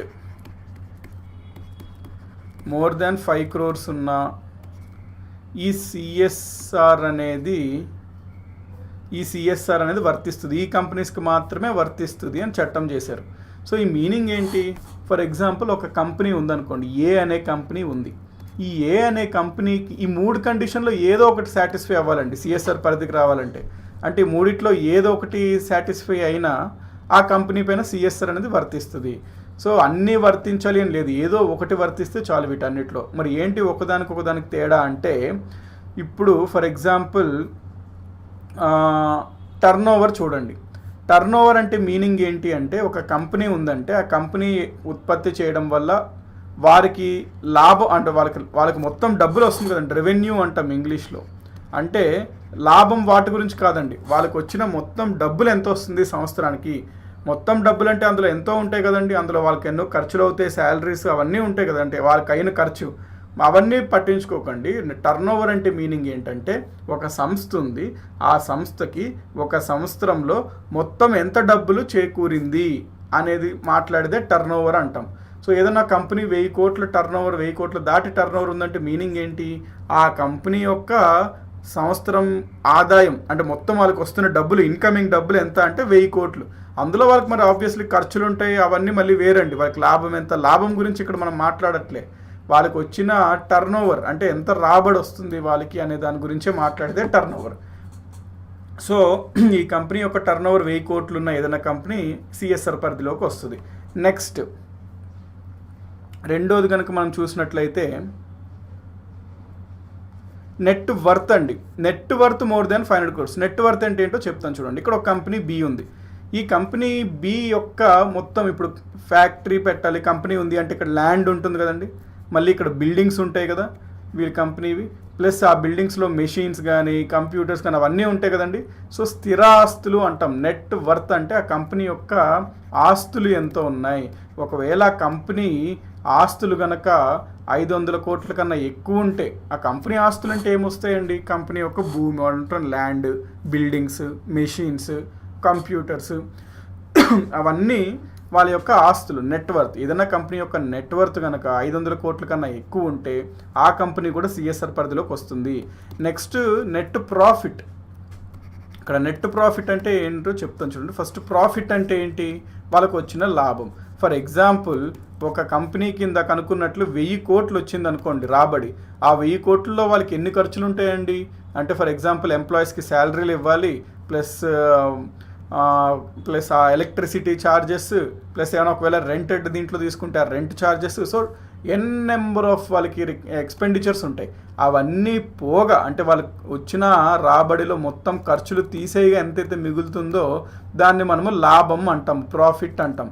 అయితే ఆ వచ్చింది వాళ్ళకి ఎంతైతే లాభం అనేది వస్తుందో అది వాళ్ళ యొక్క ఆదాయం అనమాట. వాళ్ళకి వచ్చిన మొత్తం అంటే ఖర్చు తీసేయగా వాళ్ళకి వచ్చిన ప్రాఫిట్ అది. ఇప్పుడు మరి దానిపైన ట్యాక్స్ కూడా ఉంటుంది కదండి, ఆ ట్యాక్స్ కూడా తీసేస్తా అంటే వచ్చిన ప్రాఫిట్లో ట్యాక్స్లు కూడా మనం మైనస్ చేసుకుంటే వచ్చేది net profit. So net profit అంటే సింపుల్గా వాళ్ళకి వచ్చిన లాభాలు, ట్యాక్స్ కూడా తీసేయగా వాళ్ళకి వచ్చిన లాభం అనేది. సింపుల్గా చెప్పాలంటే నెట్ ప్రాఫిట్ అంటే మీనింగ్ ఏంటంటే వాళ్ళకి వచ్చిన ఆదాయంలో కొంత లాభం ఉంటుంది, ఆ లాభంలో వాళ్ళు పట్టిన పన్నుల్ని కూడా తీసివేస్తే వాళ్ళకి ఎంతైతే మిగులుతుందో దాన్ని మనము నెట్ ప్రాఫిట్ అంటాము. ఒకవేళ నెట్ ప్రాఫిట్ కనుక ఒక సంవత్సరంలో ఒక సంస్థకి 5 కోట్ల కన్నా ఎక్కువ ఉన్నా ఆ కంపెనీ కూడా సిఎస్ఆర్ చట్టం పరిధిలోకి వస్తుంది. సో సిఎస్ఆర్ చట్టం పరిధిలోకి ఏమేమి కండిషన్స్ ఇచ్చాడు అంటే 3 కండిషన్స్ ఇచ్చాడు. క్వశ్చన్ ఎట్లా అడుగుతాడు ఎగ్జామినేషన్స్లో, regarding CSR act 2013 which of the following is true. ఈ 3 ఆప్షన్స్లో ఏదైనా ఫర్ ఎగ్జాంపుల్ ఇది 1000 crores అని ఇవ్వచ్చు, అది 1000 కాదు 500 అని చెప్పి మనం ఏది సరైనది కాదు ఏది సరైంది అట్లాగా మనకు ఆప్షన్స్లో రకరకాలుగా అడగచ్చు. అంటే మనకు కాన్సెప్ట్ తెలిస్తే బిట్స్ ఎన్ని రకాలుగానే అడగచ్చు. కాబట్టి ఇక్కడ ఈ 3 కండిషన్స్ ఈ నెంబర్స్తో సహా గుర్తుపెట్టుకోండి. 1000, 500, 5 turn over, net worth, net profit. అయితే ఓకే, ఇప్పుడు ఒక సంస్థ ఉంది, ఆ సంస్థ ఈ 3 ఏదో కండిషన్ సాటిస్ఫై అయింది కాబట్టి సిఎస్ఆర్ పరిధిలోకి వస్తుంది. అయితే మరి ఆ సంస్థకి ఎంత శాతం సిఎస్ఆర్ అనేది విధిస్తారు అంటే ఎంత శాతం వాళ్ళకు వచ్చిన లాభంలో వాళ్ళు ఈ కార్పొరేట్ సోషల్ రెస్పాన్సిబిలిటీ కోసం ఖర్చు పెట్టాలి, సమాజం కోసం తిరిగి ఖర్చు పెట్టాలి అంటే చట్టంలో ఏమనుంది అంటే, ఒకవేళ ఈ 3 కండిషన్స్లో కనుక ఏదో కండిషన్ సాటిస్ఫై అయితే ఈ చట్టం కిందకు వచ్చిన కంపెనీ ఆ కంపెనీ యొక్క గత 3 సంవత్సరాలుగా చూస్తారండి. అంటే పాస్ట్ 3 years ఆ కంపెనీ యొక్క గత 3 సంవత్సరాలుగా ఉన్న లాభంలో పాస్ట్ 3 yearsలో వాళ్ళకున్న ప్రాఫిట్లో పాస్ట్ 3 yearsలో వాళ్ళకున్న ప్రాఫిట్లో 2% అనేది వాళ్ళు వెచ్చించాలి. సో క్లియర్ కదండి ఇది పాయింట్. ఆ కంపెనీ అంటే ఈ 3 ఏదో సాటిస్ఫై అయితే సిఎస్ఆర్ పరిధిలోకి వచ్చిన కంపెనీ యొక్క గత 3 సంవత్సరాలు అంటే చూసుకుంటారు యావరేజ్గా. అంటే ఫర్ ఎగ్జాంపుల్ ఏం లేదండి, 2018, 19 అట్లా చూసుకుంటారు, ఇంకా 19, 20 ఇంకా 17, 18 ఈ సంవత్సరంలో ఆ కంపెనీ యొక్క లాభం 6 కోట్లు, ఇందులో ఒక 7 కోట్లు, ఇందులో ఒక 7 కోట్లు వచ్చిందనుకోండి కంపెనీ యొక్క లాభాలు. సో ఇప్పుడు ఏం చేస్తారు ఈ సంవత్సరం అంటే ఇప్పుడు 2020-21 టైంలో వీళ్ళు ఈ సంవత్సరంలో సమాజం కోసం అంటే కార్పొరేట్ సోషల్ రెస్పాన్సిబిలిటీ కోసం ఎంత ఖర్చు పెట్టాలి అంటే ఈ కంపెనీ యొక్క గత 3 సంవత్సరాల లాభం అనే దానికి యావరేజ్ తీసుకుంటారండి. పాస్ట్ 3 years ప్రాఫిట్ యావరేజ్ తీసుకుంటారు. అంటే 7 + 7 + 6/3 అనుకోండి. లేకపోతే ఇది ఒక మేబీ ఒక 10 అనుకోండి, 10 వేసుకోండి క్రోర్స్ ప్రాఫిట్. సో 10 + 17 + 7 24/3 అంటే 8 కోట్లు వచ్చింది. ఈ 8 కోట్లలో 2% of past 3 years profit average. So 8 కోట్లలో 2% అనేది వారు సిఎస్ఆర్ కింద వెచ్చించాలన్నమాట. సో పాయింట్ క్లియర్ కదండి. సిఎస్ఆర్ అంటే ఎంత క్యాలిక్యులేట్ చేస్తారు అనేది పాయింట్ క్లియర్ కదా. ఎవ్రీ ఇయర్ క్యాలిక్యులేట్ చేస్తారంటే ఎస్ అండి, ఎవ్రీ ఇయర్ క్యాలిక్యులేట్ చేస్తారు. ఇంత డబ్బులు ఇప్పుడు ప్రతి కంపెనీకి వాళ్ళకి వచ్చిన దాంట్లో ఇంత శాతం క్యాలిక్యులేట్ చేస్తే కొంత డబ్బులు అని వస్తుంది. ఫర్ ఎగ్జాంపుల్ 1 కోటి రూపాయలు, 50 లక్షలు ఎంతో కొంత ఫిక్స్డ్ మనీ వస్తుంది. ఆ కంపెనీ ఆ సంవత్సరంలో ఈ అమౌంట్ ఖచ్చితంగా సమాజం కోసం అంటే కార్పొరేట్ సోషల్ రెస్పాన్సిబిలిటీ కోసం వాళ్ళకి బాధ్యత, మరి సమాజం కోసం ఏదైనా తిరిగి చేయాలని. సో దానికోసం సమాజంలో ఏమన్నా మార్పులు చేయడం కోసమన్నా బాగుపరచడం కోసమన్నా వీళ్ళు ఈ డబ్బుల్ని ఖచ్చితంగా ఖర్చు చేయవలసిందే. ప్రతి సంవత్సరం లెక్కిస్తారండి. కాబట్టి ఇది మనకి కార్పొరేట్ సోషల్ రెస్పాన్సిబిలిటీలో కాన్సెప్ట్ అనమాట. ఈ పాయింట్ ఓకే కదండి. అయితే మరి సార్ అసలు ఇప్పుడు సిఎస్ఆర్ అంటున్నారు కదా, సమాజం కోసం చేయాలనుకుంటున్నారు కదా, మరి సమాజం కోసం చేయాలంటే బోల్డ్ ఉన్నాయి కదా, అసలు ఏమేమి వస్తాయి జనరల్గా అంటే ఒక కొన్ని ఎగ్జాంపుల్స్ ఏమైనా ఇవ్వండి సార్, సో దట్ ఒక సిఎస్ఆర్ అంటే ఏంటంటే చేస్తున్నారు ఐడియా వస్తుంది. అంటే ఇవన్నీ లైవ్ ఎగ్జాంపుల్స్ అండి, అంటే చాలా పెద్ద సంస్థలు. For example TCS, Infosys, Wipro ఇవన్నీ వీళ్ళు చేస్తున్నారండి ఇట్లాంటివి. సో ఎగ్జాంపుల్స్ లాగా ఇవ్వడం జరిగింది, గుర్తుపెట్టుకోండి. ఎందుకంటే జనకు ఒక ఐడియా వస్తుంది, ఓహో సిఎస్ఆర్ కింద ఇట్లాంటి కంపెనీలు చేస్తుంటారా అని. ఫస్ట్ ఎగ్జాంపుల్ చూసుకుంటే ఇక్కడ ఇండియన్ ఆయిల్ మన కంపెనీ ఉంటుంది కదా, ఐఓసిఎల్. ఈ ఐఓసిఎల్ ఏం చేస్తుందంటే ఫర్ ఎగ్జాంపుల్ డీలర్షిప్ ఇస్తుంది అనమాట. అంటే పెట్రోల్ బంక్ పెట్టుకోవడానికి అట్లాగే డీలర్షిప్ ఇస్తుంది. ఆ డీలర్షిప్లు ఇస్తున్నప్పుడు ఫర్ ఎగ్జాంపుల్ ఎవరన్నా వీళ్ళు బెనిఫిషియరీస్ ఉన్నారనుకోండి, అంటే ఎవరన్నా ఈ డీలర్షిప్ పెట్టుకోవాలనుకున్న ఈ కేటగిరీస్కి చెందిన వాళ్ళు అయితే, అంటే ఎస్సీ కానీ ఎస్టీ కానీ physically handicapped, ex service men, war widows కానీ అట్లాగా ఉంటే ఏమవుతుంది అంటే వారికి వీరు కన్సెషన్ ఇచ్చి ఇస్తారండి. అంటే ఇక్కడ ఇది కూడా ఒక పరంగా చూసుకున్నట్లయితే సమాజం కొంత ఇస్తున్నట్టే కదా. ఎందుకు వీరు సమాజంలో వెనుకబడి ఉన్న తరగతులు, వీరికి గనక కొంత వీరు చేయూతని ఇస్తుంటే మరి అది సమాజం కోసం ఎంతో కొంత చేసినట్టే అవుతుంది. లేకపోతే వీళ్ళకి ఇవ్వాల్సిన అవసరం లేదు ఇది, కానీ వీరు బాగుపడడం కోసం ఇస్తున్నారు. కాబట్టి ఇది ఒక టైప్ ఆఫ్ సిఎస్ఆర్ అనమాట. నెక్స్ట్ చూసుకున్నట్లయితే మనకి అగ్రికల్చర్ బాగా ఇంప్రూవ్ అవ్వాలని చెప్పి కొంతమంది tube wells, bore wells, hand pumps అవన్నీ పెట్టిస్తారండి ఊరిలో, గ్రామాల్లో. కాబట్టి కాబట్టి ఇది కూడా వస్తుందండి. ఒకవేళ నెక్స్ట్ ఇయర్లో కండిషన్ రీచ్ అవ్వకపోతే సింపుల్ అండి, ప్రతి సంవత్సరం క్యాలిక్యులేట్ చేసినప్పుడు ఒకవేళ ఆ సంవత్సరంలో ఈ 3 కండిషన్స్, ఈ క్వశ్చన్ ఎవరు అడిగారు, జగదీష్ గారు అడిగారు. సో ఈ 3 కండిషన్స్లో ఏదో కండిషన్ సాటిస్ఫై అవుతేనే ఆ సంస్థ పరిధిలో సిఎస్ఆర్ పరిధికి వస్తుంది. ఏదైనా ఒక సంవత్సరంలో ఈ 3 కండిషన్స్ సాటిస్ఫై అవ్వలేదంటే కట్టక్కర్లేదండి ఆ సంవత్సరంలో సిఎస్ఆర్ సంస్థ అనేది. వాటర్ ప్యూరిఫైయింగ్, మంచినీరు కోసం స్కూల్స్కి వాటర్ కూలర్స్ ఇస్తుంటారు, కమ్యూనిటీ సెంటర్స్ పెడతారు, నెక్స్ట్ మెడికల్ క్యాంప్స్ పెడుతుంటారు, ఫ్యామిలీ ప్లానింగ్ పైన హెల్త్ క్యాంప్స్ పెడతారు, ఇమ్యునైజేషన్ ప్రోగ్రామ్స్ చేస్తారు.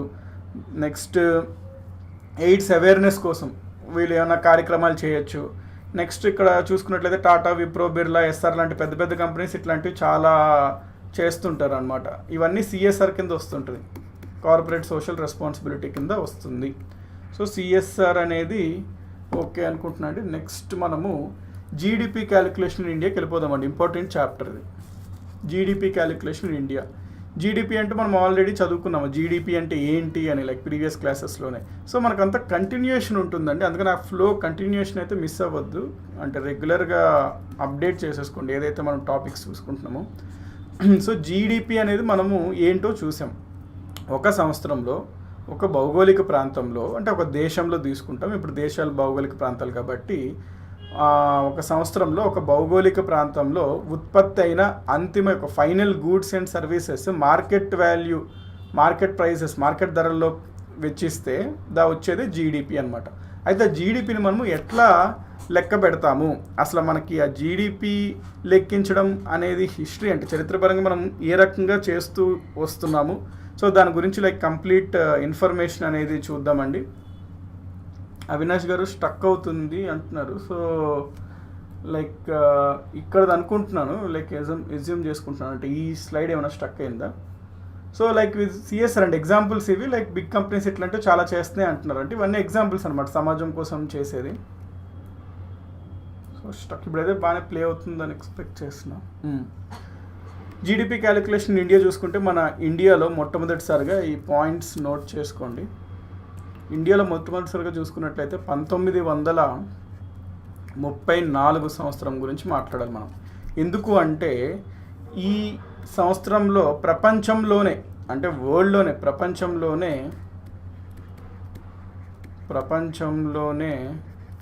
మొట్టమొదటిగా ఫర్ ద ఫస్ట్ టైం అనమాట, ప్రపంచంలోనే ఫర్ ద ఫస్ట్ టైం జీడిపిని స్విగ్గా క్యాలిక్యులేట్ చేసినట్టు శాస్త్రీయంగా, జీడిపిని శాస్త్రీయంగా అంటే సైంటిఫిక్గా, జీడిపి అనేది ఒక సైంటిఫిక్గా క్యాలిక్యులేట్ చేయాలి ప్లస్ జీడిపి క్యాలిక్యులేషన్ అనేది ప్రతి దేశము చేయాలి, జీడిపి క్యాలిక్యులేషన్ అనేది ప్రతి దేశము చేయాలి అని చెప్పి భావన అనేది మొట్టమొదటిసారి ప్రపంచంలోనే 1934లో ప్రారంభమైంది అనమాట. ఆ భావన జీడిపి క్యాలిక్యులేషన్ చేయాలి అనే భావన ఇక్కడ మొదలైంది. ఈ పాయింట్ ఓకే కదా. 1934లో మొదలైంది అనమాట ప్రపంచంలోనే మొట్టమొదటిసారిగా. ఓకే, అయితే ఇక్కడ చూసుకున్నట్లయితే జీడిపి అంటే వాళ్ళు జనరల్గా ఏమన్నారంటే జీడిపి అనేది స్టార్టింగ్లో ఓకే ఇది మంచి సూచిక అని అనుకున్నారు జనాలు. కాకపోతే కొన్నాళ్ళు అయ్యాక ఏమనుకున్నారు, అవును ఈ జీడిపి కనుక చూసుకున్నట్లయితే ఫర్ ఎగ్జాంపుల్ ఒక దేశంలో ఒక ఏరియాలో ఒక 10 మంది ఉంటున్నారు అనుకోండి, ఒక 10 మంది ఉంటున్నారు. ఆ 10 మందిలో మనం ఫర్ ఎగ్జాంపుల్ చూసుకున్నట్లయితే ఒక 3 బాగా సంపన్నులు, ఈ 3కి దాదాపుగా ఒక్కొక్కరికి 1,00,000 రూపాయల దాకా వస్తుంది అనుకోండి. మిగతా 7 ఉన్నారు, వాళ్ళకి కేవలం 1,000 రూపాయలు మాత్రమే వస్తుంది అనుకోండి. ఇక్కడ మనం చూసుకున్నట్లయితే 3,07,000 అవుతుంది మొత్తం చూసుకున్నట్లయితే వీళ్ళకి వచ్చిన ఆదాయం. జనరల్గా మనం చూసుకున్నట్లయితే 10 మందికి 3,07,000 వస్తుందంటే సగటున ఒక్కొక్క మనిషికి దాదాపుగా 30,000 వస్తుంది. మరి బాగానే ఉంది, ఆ దేశం యొక్క ఆర్థిక వ్యవస్థ, ఆ దేశం యొక్క పరిస్థితి అని చెప్పి మనం భావించడానికి స్కోప్ ఉంటుంది జీడిపి లెక్కల పరంగానే చూసుకుంటే. అందుకనే ఇక్కడ కొన్నాళ్ళ తర్వాత ఏమనుకుంటున్నారు ఎకనామిస్ట్స్ అంటే ఆర్థికవేత్తలు ఏమనుకున్నారంటే జీడిపి ఏదైతే ఉందో ఇది కేవలం వృద్ధిని మాత్రమే సూచిస్తుంది, గ్రోత్ని మాత్రమే సూచిస్తుంది, కానీ అభివృద్ధి డెవలప్మెంట్ని సూచించట్లేదు సరిగ్గా అని చెప్పి భావించారు. అంతే కదండి. ఎగ్జాంపుల్ అంటే మీకు ఈ స్టేట్మెంట్కి క్లియర్ కట్ ఎగ్జాంపుల్ ఏంటంటే ఇదే ఇక్కడ. సో గ్రోత్ను మాత్రమే సూచిస్తుంది, కాకపోతే డెవలప్మెంట్ని సూచించట్లేదు జీడిపి అనేది అనే ఒక భావన మెల్లగా ఆర్థికవేత్తల్లో కూడా మొదలైందనమాట. సో వాళ్ళు అసలు అభివృద్ధి అంటే ఏంటి? ఎస్, అభివృద్ధి అంటే ఆబ్వియస్లీ వృద్ధి కూడా ఉండాలి. అభివృద్ధిలో అంటే గ్రోత్ ఉండాలి, కాకపోతే గ్రోత్తో పాటు అంటే అభివృద్ధి అంటే వృద్ధితో పాటు గ్రోత్తో పాటు అక్కడ వెల్ఫేర్ ఉండాలి, సంక్షేమం ఉండాలి. సో వృద్ధి సంక్షేమం రెండు ఉంటే అక్కడ అభివృద్ధి జరుగుతుంది అని మనం చెప్పుకుంటాం. అంటే growth development is equal to growth plus welfare. ఇప్పుడు మన ఇండియాలో ఉందా అండి? మన ఇండియాలో గ్రోత్ చూసుకుంటే జీడిపి గ్రోత్ రేట్ చూసుకుంటే బాగానే ఉంటుంది, 6% అంటారు, 7% అంటారు, కానీ అభివృద్ధి అంత లేదు. ఎందుకంటే ఇండియాలో కనుక చూసుకున్నట్లయితే మన ఇండియాలో ఉన్న మొత్తం సంపద, ఇండియన్ యొక్క మొత్తం వెల్త్లో చూసుకుంటే ఒక ఇండియన్స్ 1% ఆఫ్ ఇండియన్స్, 1% భారతీయుల దగ్గర దాదాపుగా 58% ఆఫ్ వెల్త్ ఉంది, 58% ఆఫ్ వెల్త్ ఉంది, సంపద ఉంది. సో ఇది మరి అంత మంచి సూచిక కాదు. అంటే కేవలం 1% జనాభా దగ్గర 58% సంపద ఉంది. అంటే మిగతా 99% అనేవాళ్ళు కేవలం 42% అన్న సంపదే ఉంది 99 మంది దగ్గర. ఒక్క వ్యక్తి దగ్గర అంటే 1%, ఒక దేశంలో 100 మంది జనాభా ఉంటారు అనుకుంటే ఎగ్జాంపుల్ తీసుకోండి, ఆ ఒక్కళ్ళ దగ్గర 58% ఉంది. అట్లాగే మన దేశంలో 1% దగ్గర 58 ఉంది. కాబట్టి ఇక్కడ వృద్ధి ఉంది కానీ అభివృద్ధి లేదు. జీడిపి పరంగా మాట్లాడుకుంటే మరి బాగానే వస్తుంది, అంటే 7%, 8% అని. కానీ ఇక్కడ డెవలప్మెంట్ని సూచించట్లేదు అని చెప్పి భావించారండి ఆర్థికవేత్తలు, అంటే ఓన్లీ జీడిపి అయితే అని చెప్పి. అది ఈ కాన్సెప్ట్ ఇట్లా గుర్తుపెట్టుకోండి. నెక్స్ట్ 1934 తర్వాత గుర్తుపెట్టుకోవాల్సింది ఏంటి అంటే 1944. 1944లో మనకు ఒక సమావేశం అవుతుంది. ఆ సమావేశం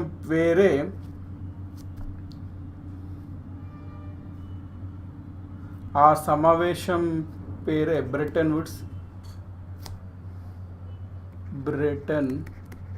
వుడ్స్ కాన్ఫరెన్స్. క్లియర్గానే ఉంది కానీ స్టక్ అవుతుంది అని అప్పుడులో అన్నారు, సో క్లియరే ఉంది అని మళ్ళీ అన్నారు. ఓకే, బ్రెటన్ వుడ్స్ కాన్ఫరెన్స్ అనేది జరుగుతుందండి 1944లో. ఈ బ్రెటన్ వుడ్స్ కాన్ఫరెన్స్లో కూడా జీడిపి గురించి చాలా దేశాలు చర్చిస్తాయండి. అంటే జీడిపి పెట్టుకుంటే బెటర్, ఎందుకంటే ప్రతి దేశం ఎంత వృద్ధి చెందుతుంది అనేది తెలిస్తేనే మన ప్రపంచం ఏ దిశకి వెళ్తుంది, ఒక్కొక్క దేశం పైకి వెళ్తుందా కిందకి వెళ్తుందా, ఆర్థిక పరంగా ఎటువంటి చర్యలు తీసుకుంటున్నారు, మంచి చర్యలు తీసుకుంటున్నారా, సరైన మార్గంలో వెళ్తున్నారా, అవన్నీ మనకు తెలుస్తుంది. అందుకనే ఒక ప్రోగ్రెస్ రిపోర్ట్ లాంటిది జీడిపి అనేది. అందుకనే బ్రెటన్ వుడ్స్ కాన్ఫరెన్స్లో జీడిపి గురించి చర్చ జరిగిందండి. అయితే USA country, United states of America first వీళ్ళు కూడా యాక్సెప్ట్ చేశారనమాట స్టార్టింగ్లో. ఎస్, జీడిపి అనేది కరెక్టే. జీడిపి అనేది ఒక దేశం జనరల్గా మరి ఉన్న మనకి ఆప్షన్స్లో ఒక దేశం యొక్క ఆర్థిక పరిస్థితిని మనం లెక్కించాలి అంటే జీడిపియే కరెక్ట్ అని చెప్పి, ఎస్ జీడిపి అనేది ప్రతి దేశము లెక్క పెడితే అది బెటర్ అని చెప్పి యుఎస్ఏ కూడా ఒప్పుకుంది. అంటే యుఎస్ఏ యాక్చువల్గా స్టార్టింగ్లో గ్రాస్ నేషనల్ ప్రోడక్ట్ అండి, జిఎన్పిని వాళ్ళు క్యాలిక్యులేట్ చేసుకునేవారు. కానీ బ్రెటన్ వుడ్స్ కాన్ఫరెన్స్ తర్వాత వీరు కూడా ఎస్ మేము జీడిపికి ఎక్కువ ఇంపార్టెన్స్ ఇద్దాము, జీడిపినే అందరూ ప్రతి దేశం పబ్లిష్ చేయండి, so that GDP growth rate, అంటే ఈ జీడిపి గ్రోత్ రేట్నే మనము పరిమాణంగా తీసుకుందాము, ఏ దేశం యొక్క ఆర్థిక వృద్ధి ఎంత ఉంది అనేది. సో యుఎస్ఏ కూడా ఒప్పుకుందనమాట, ఓకే జీడిపి అనేది మనం చూద్దాము అని వీళ్ళు ఒప్పుకోవడం జరిగింది. అయితే మనకి నెక్స్ట్ 1876 ఇండియా పరంగా మనం మాట్లాడుకుంటే జీడిపి గురించి 1876 అండి. ఇక్కడ దాదాబాయి నౌరోజీ, ఇది నోట్ చేసుకోండి, దాదాబాయి నౌరోజీ అనే ఒక వ్యక్తి ఒక గ్రంథం రాస్తాడనమాట ఇన్ హిస్ బుక్. అతను రాసిన బుక్ పేరు ఏంటి అంటే poverty and un-British rule in India. So ఈ బుక్ కూడా ఎవరు రాశారు అట్లా కూడా ఏమన్నా స్టాటిక్గా అట్లా కూడా గుర్తుపెట్టుకోండి. Poverty and un-British rule in India, written by Dadabhai Naoroji. ఈ బుక్లో ఈయన మొట్టమొదటిసారిగా మన భారతదేశం యొక్క జీడిపి ఇంత ఉండొచ్చు అని చెప్పి అతను ఓన్ మెథడ్లో అతను క్యాలిక్యులేట్ చేసి ఫస్ట్ టైం మన భారతదేశానికి సంబంధించి ఒక జీడిపి క్యాలిక్యులేట్ చేసి ఇంత ఉండొచ్చు అని చెప్పిన వ్యక్తి ఎవరు అంటే దాదాబాయి నౌరోజీ. ఏ సంవత్సరం అంటే 1876. ఎందులో చెప్పాడు అంటే అతను రాసిన బుక్లో, poverty and un-British rule in India అనే బుక్లో. సో ఇతను first time calculated India's GDP.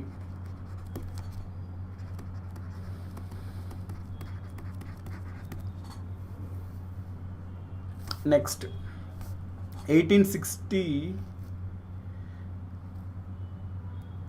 ఇతను క్యాలిక్యులేట్ చేశాడండి నేషనల్ ఇన్కమ్, అంటే జాతీయ ఆదాయం ఇంత ఉండొచ్చు అని.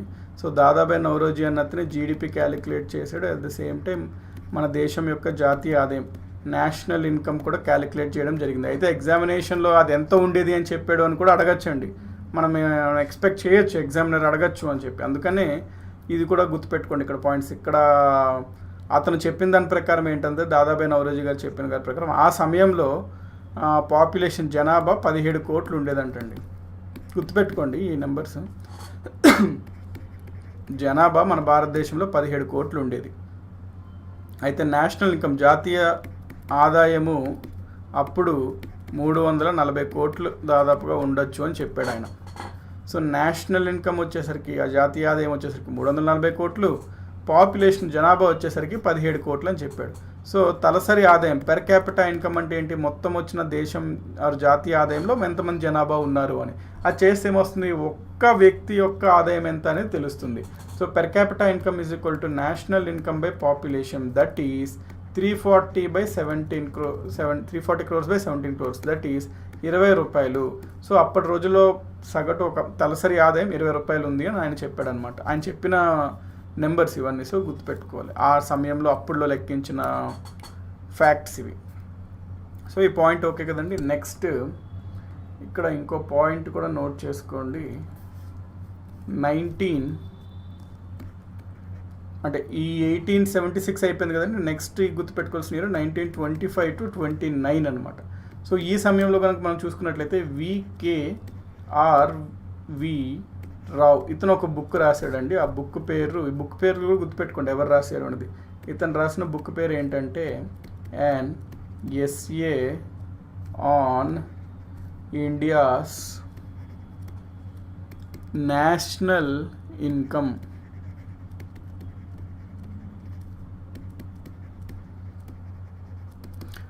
సో 1925-29 మధ్యలో ఆ కాలంలో VKRV రావ్ అనే వ్యక్తి అతను ఒక గ్రంథం రాశాడు. ఆ గ్రంథం పేరు an essay on India's national income. ఈ గ్రంథంలో అతను మొట్టమొదటిసారిగా మన భారతదేశం యొక్క జీడిపి, ఇండియాస్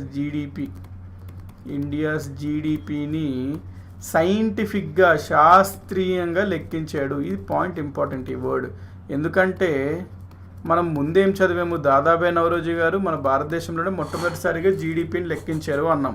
అయితే అతను దాదాబాయి నవరోజీ ఒక ఫిక్స్డ్గా శాస్త్రీయంగా ఏం చెప్పలేదండి, ఒక అంచనా పరంగా అతను రఫ్గా చెప్పడం జరిగింది అంతే. అంటే దానికి ఫిక్స్డ్ ఫార్ములా, ఒక థీరీ అట్లాగా ఏమీ లేదనమాట. కాకపోతే 2029 టైంలో VKRV రావు అనే వ్యక్తి అసలు జీడిపికి ఒక క్లియర్ కట్ ఒక ఫార్ములా, ఒక థీరీ అవన్నీ ఇచ్చి ఒక శాస్త్రీయంగా కనుక్కున్నాడు జీడిపిని, మన జాతీయ ఆదాయం ఇంత ఉండొచ్చు అని. అందుకు ఇంపార్టెంట్ అనమాట ఇది. కాబట్టి ప్రశ్న, ఒకవేళ మన భారతదేశంలో మొట్టమొదటిసారిగా జీడిపిని అంచనా వేసింది ఎవరు అంటే దాదాబాయి నవరోజీ.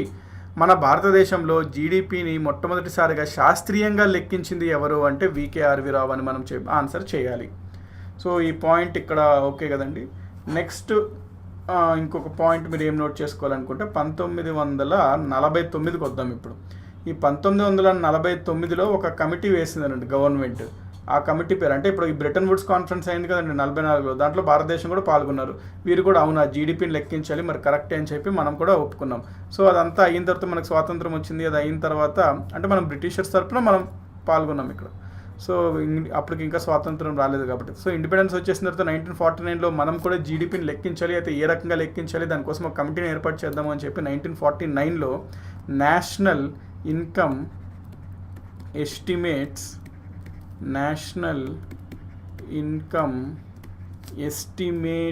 కమిటీని వేశారు.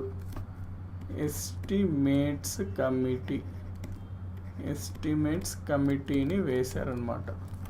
ఇప్పుడు 1949లో ఈ కమిటీ యొక్క చైర్మన్ ఎవరు అంటాడు ప్రశ్న ఎగ్జామ్లో, గుర్తుపెట్టుకోండి.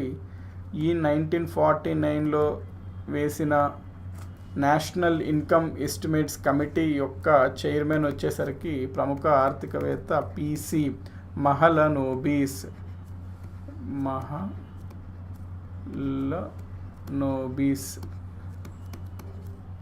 సో PC మహలనోబిస్ అనే వ్యక్తి చైర్మన్. 2 సభ్యులు ఉంటారు ఇంకా చైర్మన్ కాకుండా. ఆ 2 సభ్యులు ఎవరు అంటే 2 మెంబర్స్ ఉంటారు. ఆ 2 సభ్యులు ఎవరు అంటే ఒక అతను డాక్టర్ DR గాడ్గిల్. నెక్స్ట్ ఇంకొక అతను ఎవరు అంటే సెకండ్ VKRV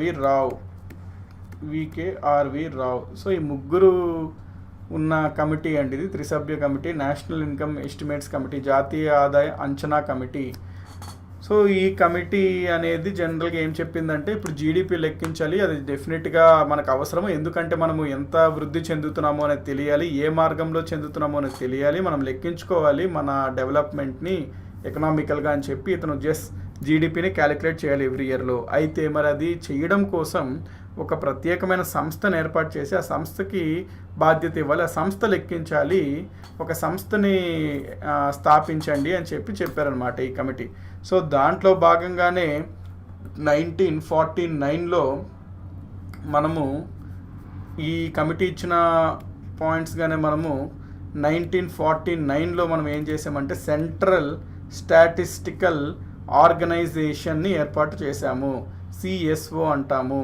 సో ఈ కమిటీ ఇచ్చిన సూచనల మేరకు 1949లో సెంట్రల్ స్టాటిస్టికల్ ఆర్గనైజేషన్ని మనము ఏర్పాటు చేశాము. కేంద్ర గణాంకాల సంస్థ అనమాట 1949లో. అంటే ఇది యాక్చువల్లీ చూసుకుంటే 1949లో మీకు ఇది CSU అని ఉండేదండి, చెప్పాలంటే ఇంకా క్లియర్గా డెప్త్గా. సెంట్రల్ స్టాటిస్టికల్ యూనిట్ అని ఉండేది. ఒక 2 సంవత్సరాల తర్వాత దీన్ని సెంట్రల్ స్టాటిస్టికల్ ఆర్గనైజేషన్ అని 51లో మార్చారనమాట. చూసుకుంటే ఫస్ట్లో ఇది CSU సెంట్రల్ స్టాటిస్టికల్ యూనిట్గా స్థాపించారు. ఒక 2 సంవత్సరాలు అయ్యాక దీన్ని సెంట్రల్ స్టాటిస్టికల్ ఆర్గనైజేషన్గా వీరు దీన్ని మార్చారు పేరు. అయితే ఇక్కడ వచ్చిన పాయింట్ ఏంటంటే, మరి సెంట్రల్ స్టాటిస్టికల్ ఆర్గనైజేషన్ అనేది జీడిపిని లెక్కిస్తుంది. మరి జీడిపిని లెక్కించాలంటే చాలా డేటాని కలెక్ట్ చేయాలి కదండి, శాంపిల్ని కలెక్ట్ చేయాలి, సర్వేస్ నిర్వహించాలి, చాలా డేటాని లాక్కోవాలి. మరి ఆ లాక్కోవడానికి కూడా ఒక ప్రత్యేకమైన సంస్థ ఉంటే మంచిది అని చెప్పి వాళ్ళు భావించి నెక్స్ట్ ఏం చేస్తారంటే, ఇక్కడ నోట్ చేసుకోండి ఇస్తాను. నెక్స్ట్ ఏం చేస్తారంటే వీళ్ళు 1950లో NSS నేషనల్ శాంపిల్ సర్వే అనే ఒక సంస్థను ఏర్పాటు చేస్తారు. దీనికి ఇంకొంచెము బాధ్యతల్ని అధికారంని పెంచుతూ దీన్నే 76లో NSSOగా మార్చారనమాట. National sample survey organisation. National, అవునండి Lalitha garu, very right. Central statistical office అంటాం దీన్ని. అది నేను మీకు ఈ CSO అనే టాపిక్ మనం చదవబోతాము, ఇప్పుడు అది మీకు నేను ఎక్స్ప్లెయిన్ చేస్తాను.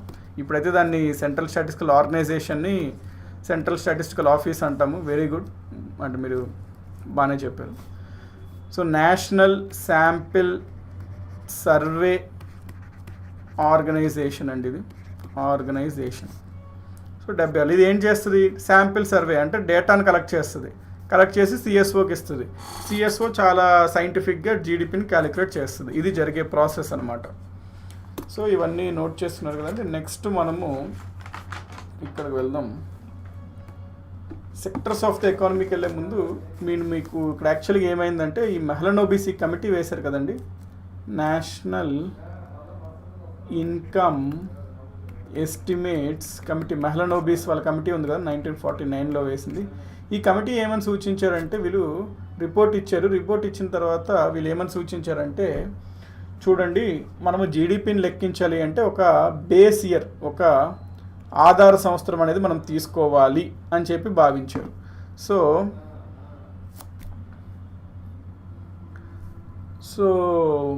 ఇక్కడ మనం చూసుకున్నట్లయితే వీళ్ళు బేస్ ఇయర్ తీసుకోవాలని చెప్పి, బేస్ ఇయర్ ఏది చెప్పారో అని ఎగ్జామ్లో అడుగుతాడు. పెన్తో రైట్ చేసే ఐపాడ్ యూస్ చేయండి అంటారండి శివతేజ. ఓకే, కన్సిడర్ చేస్తామండి, అది వాట్ ఎవర్ యూర్ ఆస్కింగ్. పెన్తో రైట్ చేసే ఐపాడ్ అంటున్నారు. ఓకే, సో ఈ కమిటీ బేస్ ఇయర్ పరంగా మనం మాట్లాడదాం. అంటే ఈ కమిటీ ఏం చెప్పింది అంటే, బేస్ ఇయర్ అనేది ఉండాలి జీడిపి లెక్క పెట్టడం కోసం.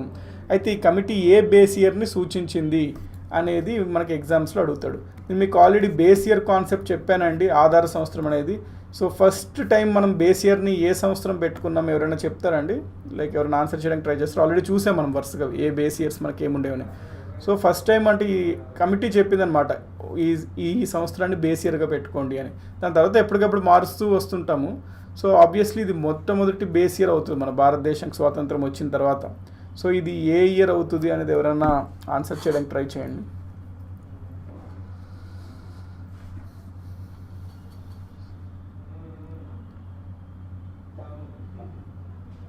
అబ్సల్యూట్లీ కరెక్ట్ అండి. ఫస్ట్ ఆన్సర్ ముత్యం గారు ఇచ్చారు. And after that Lalitha, Kiran, Hemalatha all said right answers. Very good, keep up. కాబట్టి 1948, 49ని వీళ్ళు బేస్ ఇయర్ అనేది సూచించడం జరిగింది. ఎగ్జామినేషన్లో అడుగుతాడు.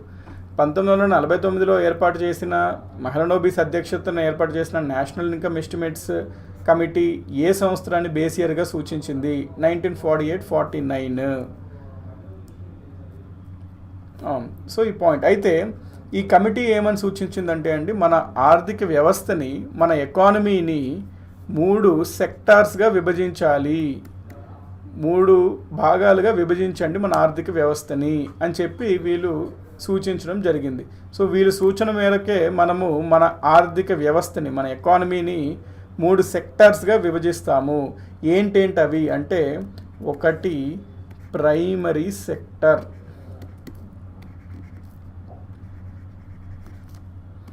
ఒకటి ప్రైమరీ సెక్టర్. ప్రైమరీ సెక్టర్ కింద ఏమొస్తాయండి? ప్రైమరీ సెక్టర్ కింద ఏమొస్తాయి మనకి? అగ్రికల్చర్ వస్తుంది, వ్యవసాయం వస్తుంది. నెక్స్ట్ ఏమొస్తుందండి మనకి? ఫిషరీస్, మత్స్య శాఖ వస్తుంది, ఫిషరీస్. నెక్స్ట్ మనకి ఏమొస్తుందండి? యానిమల్ హస్బెండరీ వస్తుంది, ఫారెస్ట్స్ వస్తుంది, అటవీ సంపద, అడవులు అన్నీ ప్రైమరీ సెక్టర్ కింద వస్తుంది. నెక్స్ట్ గనులు మరియు మినరల్స్ అండ్ మైన్స్, ఖనిజ సంపద. గనులు అండ్ ఖనిజ సంపద కూడా ప్రైమరీ సెక్టర్ కింద వస్తుంది, మినరల్స్ అండ్ మైన్స్. నెక్స్ట్ రెండో సెక్టర్ ఏంటి అంటే secondary sector. Secondary sector. Secondary సెక్టర్లో ఏమేమి వస్తాయండి మనకి? జనరల్గా మ్యానుఫ్యాక్చరింగ్ వస్తుంది, తయారు చేసే పరిశ్రమలు, మ్యానుఫ్యాక్చరింగ్, తయారీ పరిశ్రమ. నెక్స్ట్ ఎలక్ట్రిసిటీ వస్తుంది, గ్యాస్ వస్తుంది. ఇవన్నీ నోట్ చేసుకోండి. అండ్ వాటర్ సప్లై కూడా వస్తుంది.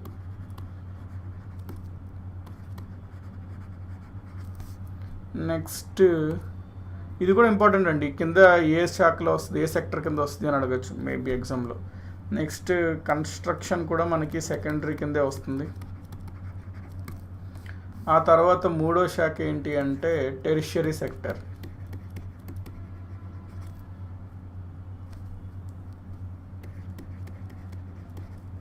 టెరిషరీ సెక్టర్ కనుక మనం చూసుకున్నట్లయితే ఏమొస్తాయండి? ట్రేడ్ వస్తుంది, వ్యాపారం, వాణిజ్యం, బిజినెస్ వస్తుంది.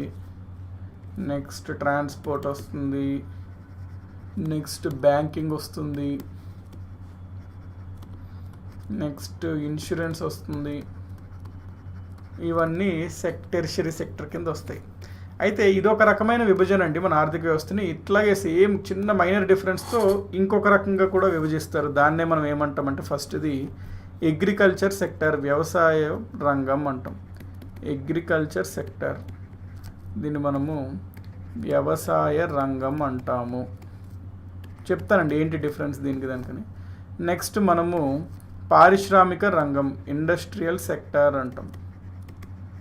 ఇండస్ట్రియల్ సెక్టర్, పారిశ్రామిక రంగం.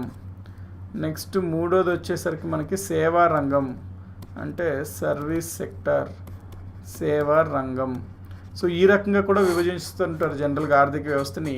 అయితే ఈ ప్రైమరీ, సెకండరీ, టెరిషరీకి, అగ్రికల్చర్, ఇండస్ట్రియల్, సర్వీస్కి చిన్న డిఫరెన్స్ ఏంటంటే ఇందులో మీరు కనుక చూసుకున్నట్లయితే ప్రైమరీ సెక్టార్లో ఈ మినరల్స్ అండ్ మైన్స్ ఏదైతే ఉందో, ఒకవేళ మనము దీన్ని గనక కింద పెట్టామనుకోండి, అంటే ఇప్పుడు అగ్రికల్చర్లో ఈ మొదటి మూడు ఉంటాయి. ప్రైమరీ సెక్టర్లో ఉన్న మొదటి మూడు అంటే అనగా అగ్రికల్చరు, ఫిషరీస్, ఫారెస్ట్స్ అగ్రికల్చర్ కింద వస్తాయి, వ్యవసాయ రంగం కింద వస్తాయి. వేరే ఈ minerals and mines plus secondary సెక్టర్లో ఉన్నవన్నీ పారిశ్రామిక రంగం, ఇండస్ట్రియల్ సెక్టర్ కింద వస్తాయి. సేవా రంగం same as it is away ఉంటాయి. సో చిన్న డిఫరెన్స్ అనమాట. కేవలం ఈ మినరల్స్ అండ్ మైన్స్ కనుక మనము రెండో దాంట్లో ఇండస్ట్రియల్లో పరిగణిస్తాం, ఇందులో అయితే ఓన్లీ ఫస్ట్ త్రీనే అగ్రికల్చర్గా పరిగణిస్తాం. సో ఈ విధంగా మనము మన ఆర్థిక వ్యవస్థని, ఎకానమీని ఈ మూడు రంగాలుగా విభజించడం అనేది జరిగింది. Mining is not there in primary అంటున్నారంటే యాక్చువల్గా ప్రైమరీలో మినరల్స్ అండ్ మైన్స్ ప్రైమరీలో కన్సిడర్ చేస్తాం మనము. వేరేస్ ఇక్కడ ఇండస్ట్రియల్ సెక్టర్ కనుక చూసుకున్నట్లయితే మనం ఇండస్ట్రియల్లో చెప్తాం. ఒకవేళ ఈ రకంగా మనం విభజన చేస్తే మైనింగ్ అనేది ఇండస్ట్రియల్లో చెప్తాము. ఈ రకంగా ప్రైమరీ, సెకండరీ, టెరిషరీ అని చెప్తే మనం ప్రైమరీలోనే కన్సిడర్ చేయాలండి మినరల్స్ అండ్ మైన్స్ అనేది. జనరల్గా కాన్సెప్ట్ ఏంటంటే ప్రైమరీ సెక్టర్ అంటే మొట్టమొదటిసారిగా భూమి నుంచి వచ్చిన లైక్ ఏదన్నా ఉత్పత్తిని, డైరెక్ట్గా వచ్చే ఉత్పత్తిని మనం ప్రైమరీ సెక్టర్ అంటాం. ఎందుకంటే ప్రైమరీ సోర్స్ మనకి ఏంటి? భూమి మీద, ఆ భూమి నుంచి వచ్చింది కాబట్టి. మినరల్స్, మైన్స్ కనుక చూసుకున్నట్లయితే ప్రైమరీ భూమి నుంచే వస్తాయి కాబట్టి వాటిని ప్రైమరీగా పరిగణిస్తాం. అంటే ఈ రకమైన విభజన కనుక మనం చూసుకున్నట్లయితే. నెక్స్ట్ సో ఇక్కడ మనం who calculates GDP in India. Okay, మనము అంత జీడిపి గురించి చదివాము. జీడిపి భారతదేశంలో ఏ రకంగా ఫస్ట్ టైం దాదాపు నవరోజీ సైంటిఫిక్గా ఫస్ట్ టైం వికేఆర్ వేరో Mahalanobis committee, national income estimates committee అంటాం. ఆ కమిటీ ఏం సూచించింది, ఎన్ని రంగాలుగా మన ఆర్థిక వ్యవస్థను విభజించారు, ఇవన్నీ చూసాము. అయితే మనము ఓకే ఈ జీడిపిని మన భారతదేశంలో ఎవరు క్యాలిక్యులేట్ చేస్తారు అన్నాడు. సో ఇక్కడ నేను మీకు ఈ టేబుల్ ఇచ్చాను చూడండి. ఈ టేబుల్ ఇంపార్టెంట్ అనమాట. మనకి MO ministry of planning and programme implementation అని ఒక మంత్రిత్వ శాఖ ఉంటుందండి. Ministry of planning and programme implementation. ఈ మంత్రిత్వ శాఖ కింద రెండు ఉంటాయి. ఒకటి ministry of planning and programme implementation కింద రెండు ఉంటాయి. ఒకటి ఏంటి అంటే స్టాటిస్టిక్స్, గణాంకాలు అనమాట, స్టాటిస్టిక్స్ విభాగం. రెండోది ఏంటంటే ప్రోగ్రామ్ ఇంప్లిమెంటేషన్. ఈ ప్రోగ్రామ్ ఇంప్లిమెంటేషన్ అంటే కొన్ని గవర్నమెంట్ స్కీమ్స్ ఉంటాయండి, 20 పాయింట్ ప్రోగ్రాము అట్లాంటివి ఈ డిపార్ట్మెంట్ చూసుకుంటుంది. అయితే స్టాటిస్టిక్స్ గణాంకాల గురించి మనం చూసినట్లయితే, స్టాటిస్టిక్స్ గురించి మనము ఈ డిపార్ట్మెంట్ ఇటు సైడ్ కనుక మనం మాట్లాడినట్లయితే ఇందులో 3 ఉంటాయి మళ్ళీ డిపార్ట్మెంట్స్, అంటే గణాంకాల కింద 3 ఉంటాయి. ఏంటి అవి? Number 1 CSO, central statistical unit. ఫస్ట్లో తర్వాత ఆర్గనైజేషన్ అయింది, ఇప్పుడు ఆఫీస్ అంటాం, అది చెప్తాను మీకు. నెక్స్ట్ రెండోది వచ్చేసరికి ఎన్ఎస్ఎస్ఓ, చూసాం కానీ దీని గురించి కూడా. నెక్స్ట్ కంప్యూటర్ సెంటర్ అని ఉంటుంది. Next computer centre.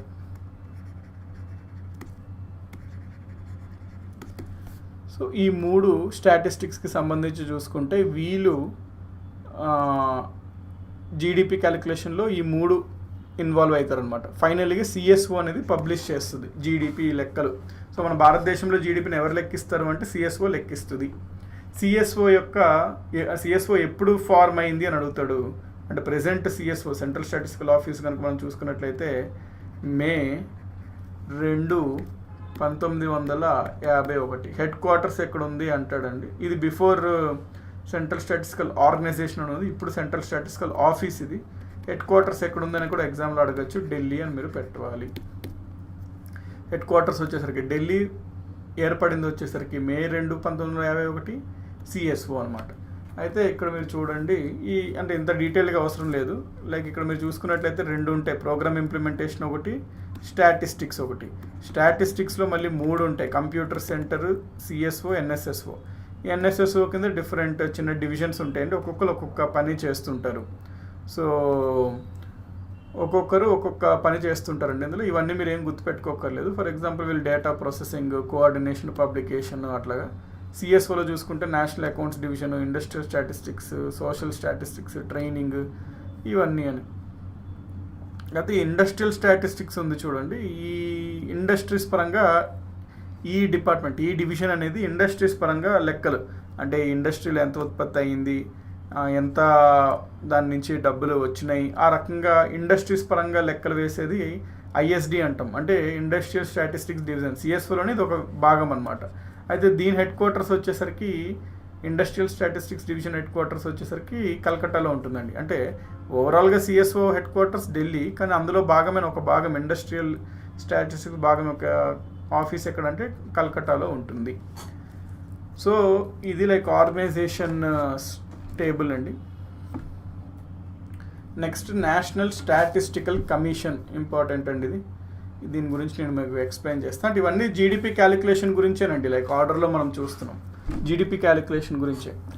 మన భారతదేశంలో అయితే ఈ ఇండియన్ స్టాటిస్టికల్ సిస్టమ్ ఏదైతే ఉందో, గణాంకాల వ్యవస్థ ఏదైతే ఉందో, దాంట్లో ఏమైనా మార్పులు చేయాలా, దాన్ని ఇంకా ఫాల్స్ ప్రూఫ్గా చేయాలా, మరి లెక్కలు లెక్కేస్తున్నప్పుడు చాలా ఇబ్బందులు ఎదుర్కొంటే చాలా ప్రాబ్లమ్స్ అనేది మనం ఫేస్ అవ్వడం జరుగుతుంది. మరి వాటికి ఏదన్నా సూచనలు ఏమైనా చేయండి, సో దట్ మన స్టాటిస్టిక్స్, మనం చేసే స్టాటిస్టిక్స్ డేటా ఇవంతా యాక్యురేట్గా ఉండి, తప్పులు లేకుండా ఉండి, మంచి సూచనలు చేయండి అని చెప్పి 2001లో బీజేపీ గవర్నమెంట్, అప్పుడు వాజ్పేయి గారు ఒక కమిటీ వేయడం జరిగింది.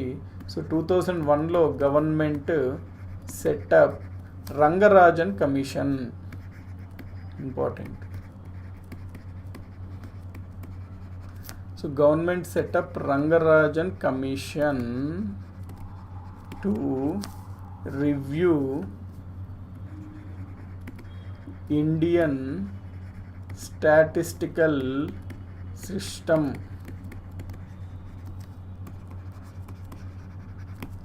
ఈ కమిటీ కొన్నాళ్ళు అధ్యయనం చేశాక కమిటీ రిపోర్ట్ని సబ్మిట్ చేసిందండి. కమిటీ సబ్మిటెడ్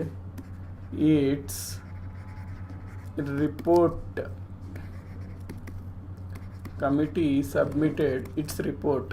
సో ఈ కమిటీ రిపోర్ట్ ఇచ్చిన సూచనల మేరకు గవర్నమెంట్ ఏం చేసిందంటే జూన్ 1, 2005లో గవర్నమెంట్ ఆఫ్ ఇండియా కేంద్ర ప్రభుత్వము సెటప్ ఎన్ఎస్సి నేషనల్ స్టాటిస్టికల్ కమిషన్ను ఎస్టాబ్లిష్ చేసింది, స్థాపించింది గవర్నమెంట్ జూన్ 1, 2005. ఏ కమిటీ సూచన మేరకు? రంగరాజన్ కమిషన్ సూచన మేరకు. ఎప్పుడు రంగరాజన్ కమిటీని ఏర్పాటు చేశారు? 2001లో.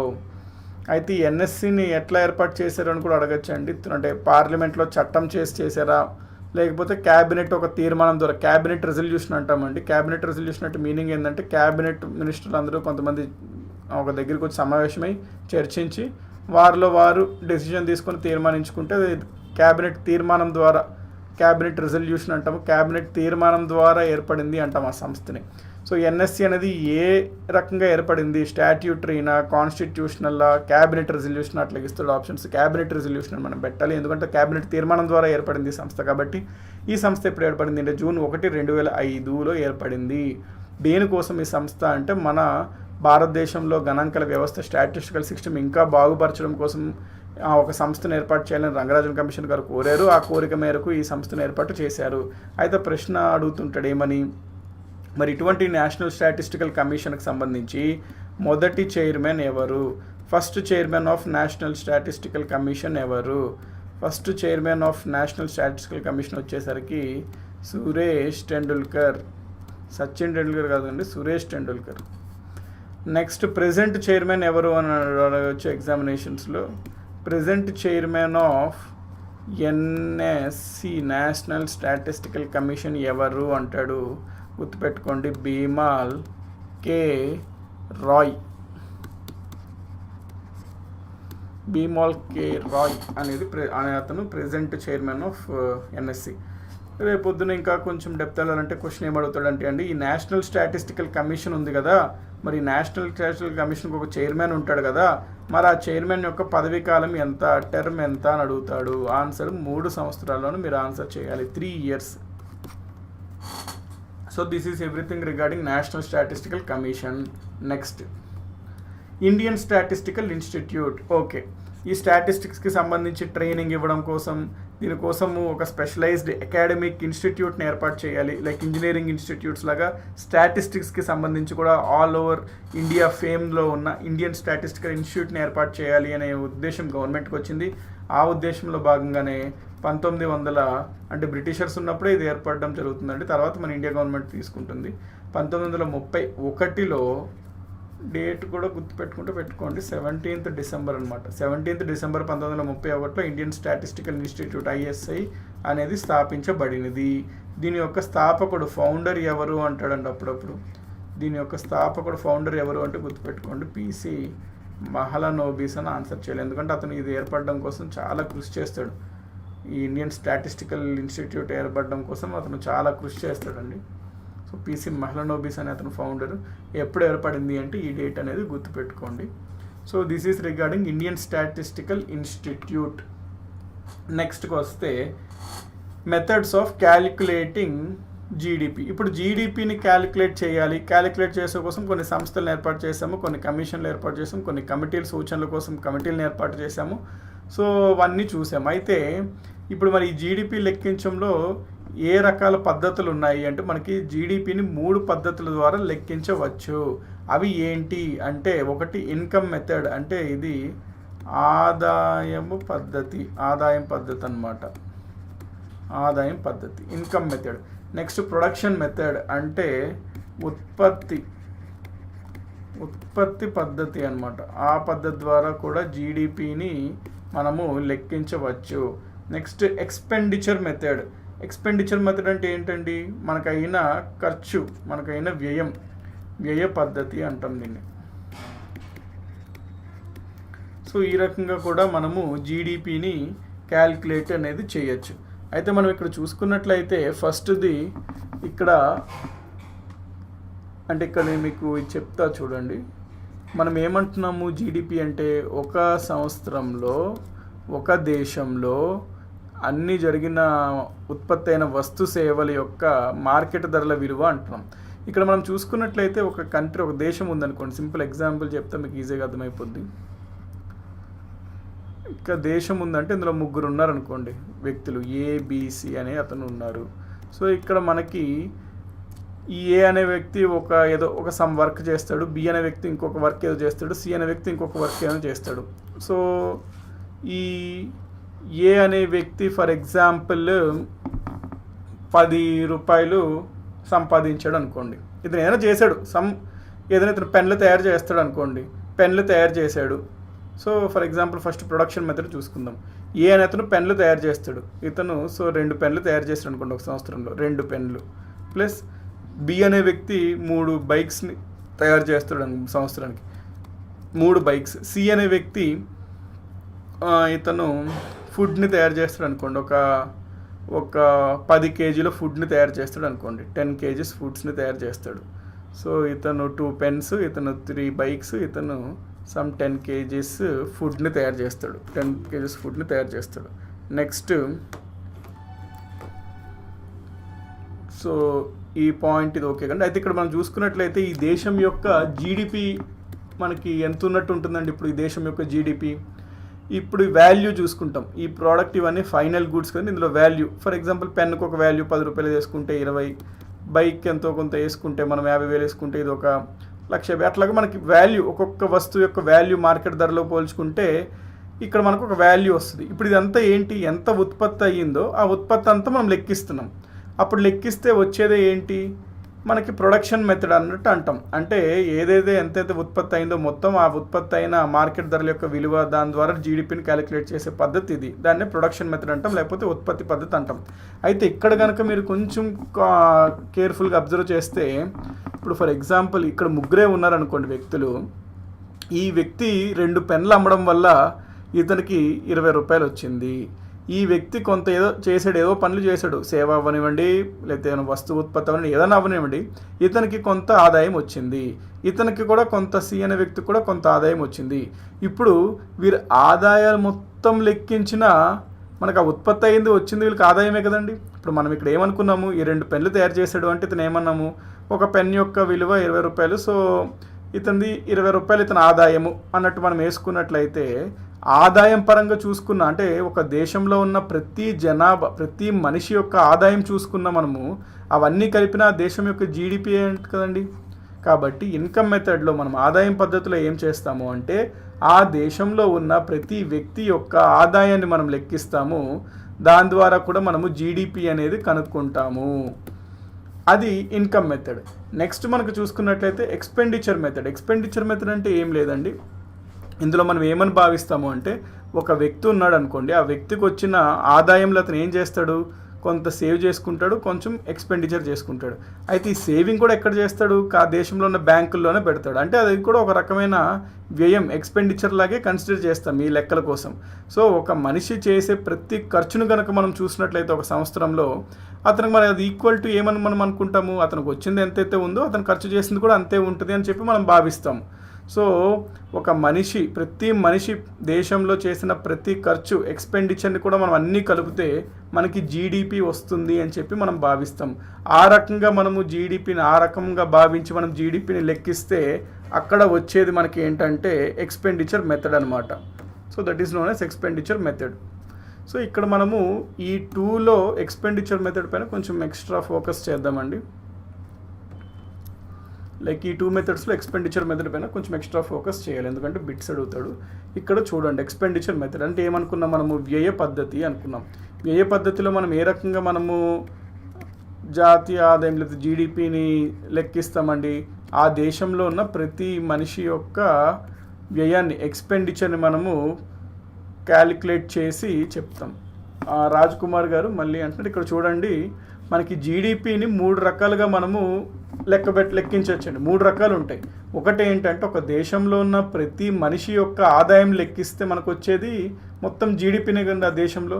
లేకపోతే దేశంలో ఉత్పత్తి అయిన ప్రతి వస్తువు సేవల యొక్క విలువను బట్టి చెప్తే మనము అది ఉత్పత్తి పద్ధతి ద్వారా మనం లెక్కించాము అని చెప్తాం. లేదా మనం ఇక్కడ ఎక్స్పెండిచర్ మెథడ్ అంటే ఏమనుకుంటాం, ఒక మనిషికి ఎంతైతే డబ్బు వస్తుందో ఆ డబ్బుని మరి వ్యయం చేస్తాడు కదా, ఎక్స్పెండిచర్ చేస్తాడు కదా, అయిన ఖర్చు. సో అతనికి వచ్చిన ఆదాయం పరంగా అన్నీ లెక్క పెడితే అది ఒక రకంగా మనకి జీడిపినే వస్తుంది. అట్లా కాకుండా అతను చేసే ప్రతి వ్యయాన్ని మనం లెక్క పెడితే ఒక సంవత్సర కాలంలో ఒక దేశంలో అది కూడా మనకి జీడిపి వాల్యూనే ఇస్తుంది కదండి. సో 3 రకాలు ఉంటాయి మనం జీడిపిని లెక్కించడానికి. ఆ 3 రకాల్లో మనం ఎక్స్పెండిచర్ మెథడ్ని ఇప్పుడు మనం చూస్తున్నాం. ఎక్స్పెండిచర్ మెథడ్లో మనం ఏం చేస్తాము, ఈ ఒక దేశంలో ప్రతి వ్యక్తి ఒక సంవత్సరంలో ఎంత ఖర్చు పెడతాడో ప్రతి వ్యక్తి ఆ ఖర్చు అంతా మనం కలుపుకుంటూ వెళ్తే ప్లస్ చేసుకుంటూ వెళ్తే మనకు వచ్చేది అప్పుడు జీడిపినే కదండి. ఎంత అతను వచ్చిన డబ్బు అతను ఖర్చు పెడతాడు. సో అదంతా చూసుకుంటూ వచ్చేది జీడిపి అనమాట. దాన్ని వే పద్ధతి అంటాం, ఎక్స్పెండిచర్ మెథడ్. సో ఇక్కడ మనం చూసుకున్నట్లయితే ఇన్ ఎక్స్పెండిచర్ మెథడ్ వే పద్ధతిలో we count the money spent by every one. ఆ దేశంలో ప్రతి ఒక్క వ్యక్తి ఖర్చు చేసిన దాన్ని మనం కలుపుతాము. తద్వారా ఏంటండి, ఇప్పుడు ఇక్కడ కూడా మనం చూసుకున్నట్లయితే ఈ ఎగ్జాంపుల్లో ఒక వ్యక్తి 2 పెన్లు కొన్నాడు అంటే అతను 20 రూపాయలు ఖర్చు చేశాడు. ఇంకో వ్యక్తి ఎవరో కొంతమంది కలిసి 3 బైకులు కొన్నారు అంటే వాళ్ళు ఒక్కొక్క బైక్ 50,000 అనుకుంటే వాళ్ళు అంత ఖర్చు చేశారు. సో ఇంకొక వ్యక్తి 10 కేజీలు ఫుడ్ అట్లా తయారు చేయడం అది కొన్నారు ఎవరు. సో వీళ్ళకి ప్రతి వ్యక్తి ఖర్చు చేసింది కనుక కూడా మనం చూసుకున్నట్లయితే మనకు వచ్చేది జాతీయ ఆదాయమే కదా, జీడిపినే కదా. సో ఇక్కడ కనుక మనం చూసినట్లయితే ఎక్స్పెండిచర్ మెథడ్లో ఎవ్రీవన్, ఆ దేశంలో ఉన్న ప్రతి ఒక్క వ్యక్తి యొక్క ఖర్చుని మనం లెక్కించి దాని ద్వారా జీడిపిని లెక్కిస్తాము. సో ఒక దేశంలో లైక్ ఎవ్రీవన్ అంటే ఎవరు వస్తారండి, జనరల్గా ఒక దేశంలో ఎవరు ఉంటారు, గవర్నమెంట్ ఉంటుంది. అంటే ఖర్చు గవర్నమెంట్ చేస్తుంది. గవర్నమెంట్ కూడా మన గవర్నమెంట్ చాలా ఖర్చు చేస్తుంది, చాలా టెండర్స్, చాలా కన్స్ట్రక్షన్ వాటికి. సో గవర్నమెంట్ చేసే ఖర్చుని మనము జీ అనుకుందాం ప్రస్తుతానికి. సో ఒక దేశంలో ఖర్చు చేసేదంటే ఫస్ట్ గవర్నమెంట్ ఉంటుంది ఒక దేశంలో. సో ఫస్ట్ మనం రాసేద్దాం గవర్నమెంట్ కొంత ఖర్చు చేస్తుంది. గవర్నమెంట్ చేసే ఖర్చుని మొత్తం జీ అనుకుందాం. ప్లస్ ఆ దేశంలో గవర్నమెంట్ కాకుండా మిగతా వాళ్ళందరూ దేని కింద వస్తారండి, ప్రైవేట్ సిటిజన్స్ అవుతారు కదా. సో ప్రైవేట్ మెంబర్స్, మరి ప్రైవేట్ మెంబర్స్ ఖర్చు చేస్తాం కదా. ఈరోజు మనం వెళ్ళి ఏదైనా తిన్నా లేకపోతే ఏదైనా కొన్నా అవన్నీ మనం ఖర్చు చేసిన ప్రైవేట్ సిటిజన్స్ చేసిన ఖర్చు. గవర్నమెంట్ ఒక రోడ్డు వేసింది వాటికి చేసిన ఖర్చు, అవన్నీ గవర్నమెంట్ చేసిన ఖర్చు. సో గవర్నమెంట్ చేసిన ఖర్చు ప్లస్ ప్రైవేట్ సిటిజన్స్ అంటే నార్మల్ గవర్నమెంట్ కాకుండా ప్రైవేట్ వాళ్ళందరూ చేసిన ఖర్చుని దాన్ని మనము సి అంటాం. ప్లస్ జీ ప్లస్ సి అయింది. నెక్స్ట్ మనం చూసుకున్నట్లయితే ఈ కంపెనీలు సంస్థలు ఎవరైతే ఉన్నారో వాళ్ళు ఏం చేస్తారండి, ఇక్కడికి వచ్చి ఇన్వెస్ట్మెంట్ చేస్తారు, పెట్టుబడి చేస్తారు. మరి పెట్టుబడి అంటే ఏంటి, ఒక భూమి పైన కొంత ఖర్చు, అక్కడ బిల్డింగ్ పైన ఖర్చు, మెషిన్ల పైన ఖర్చు. పెట్టుబడి అంటే ఒక రకమైన ఖర్చే కదా అది. సో ఈ గవర్నమెంట్ చేసే ఖర్చు ప్లస్ నార్మల్ పీపుల్ అంటే కామన్ పీపుల్ చేసే ఖర్చు ప్లస్ ఈ సంస్థలు ఏదైతే ఉన్నారో వాళ్ళు ఇన్వెస్ట్మెంట్ చేస్తారు, పెట్టుబడి చేస్తారు. సో అది ఒక రకమైన ఖర్చు అనమాట. సో నెక్స్ట్ ఏమవుతుంది, మన దేశం నుంచి మనము కొన్ని వస్తువుల్ని బయట దేశాలకి పంపిస్తాము, దాన్ని మనం ఎక్స్పోర్ట్స్ అంటాము. ఎక్స్పోర్ట్స్ నెక్స్ట్ అనుకోండి. బయట దేశాల నుంచి కొన్ని వస్తువులు మనము మన దేశంలోకి తెచ్చుకుంటాము, వాటిని మనం ఇంపోర్ట్స్ అంటాము. సో ఈ ఎక్స్పోర్ట్స్ ఇంపోర్ట్స్ కనుక మనం చూసుకున్నట్లయితే నికరంగా ఎంత ఉంది, ఎక్స్పోర్ట్స్ మైనస్ ఇంపోర్ట్స్ కూడా మనం చూసుకున్నట్లయితే అది కూడా మనం ఎక్స్పెండిచర్ మెథడ్స్లో మనకు కలపాల్సిందే కదండి. ఎందుకంటే మనం కొన్ని వస్తువులు పంపిస్తున్నాము, కొన్ని వస్తువులు మనకు వస్తున్నాయి. సో అవి కూడా మనము నెట్గా చూసుకుంటాం, అంటే exports minus imports. So exports minus imports ఇదంతా మనం చూసుకున్నట్లయితే ఇక్కడ ఏమొస్తుంది, ఒక దేశంలో అయినా మొత్తం ఖర్చు వస్తుంది అనమాట. ఏంటి గవర్నమెంట్ చేసిన ఖర్చు, ప్రైవేట్ పీపుల్ చేసిన ఖర్చు, కంపెనీలు చేసిన పెట్టుబడి ఇన్వెస్ట్మెంట్ ప్లస్ మనం చేసిన ఎక్స్పోర్ట్స్ నుంచి మనం తీసుకున్న ఇంపోర్ట్స్ కనుక మనం తీసేసినట్లయితే మనకి దీని నుంచి ఎంత పోతుంది లేకపోతే ఎంత వస్తుంది అనే దాన్ని బట్టి ఇది ఇక్కడ ఉంటుంది. కాబట్టి ఇదంతా చూసుకున్నట్లయితే దేశంలో జరిగిన ఖర్చు, దీన్నే మనం ఏమంటాము, జీడిపి. ఏ పద్ధతి ద్వారా, ఎక్స్పెండిచర్ పద్ధతి ద్వారా. ఈ ఫార్ములా గుర్తుపెట్టుకోండి, ఎందుకంటే వెరీ ఇంపార్టెంట్, ఎగ్జామ్స్లో రిపీటెడ్గా అడుగుతున్నాడు ఈ ఫార్ములా.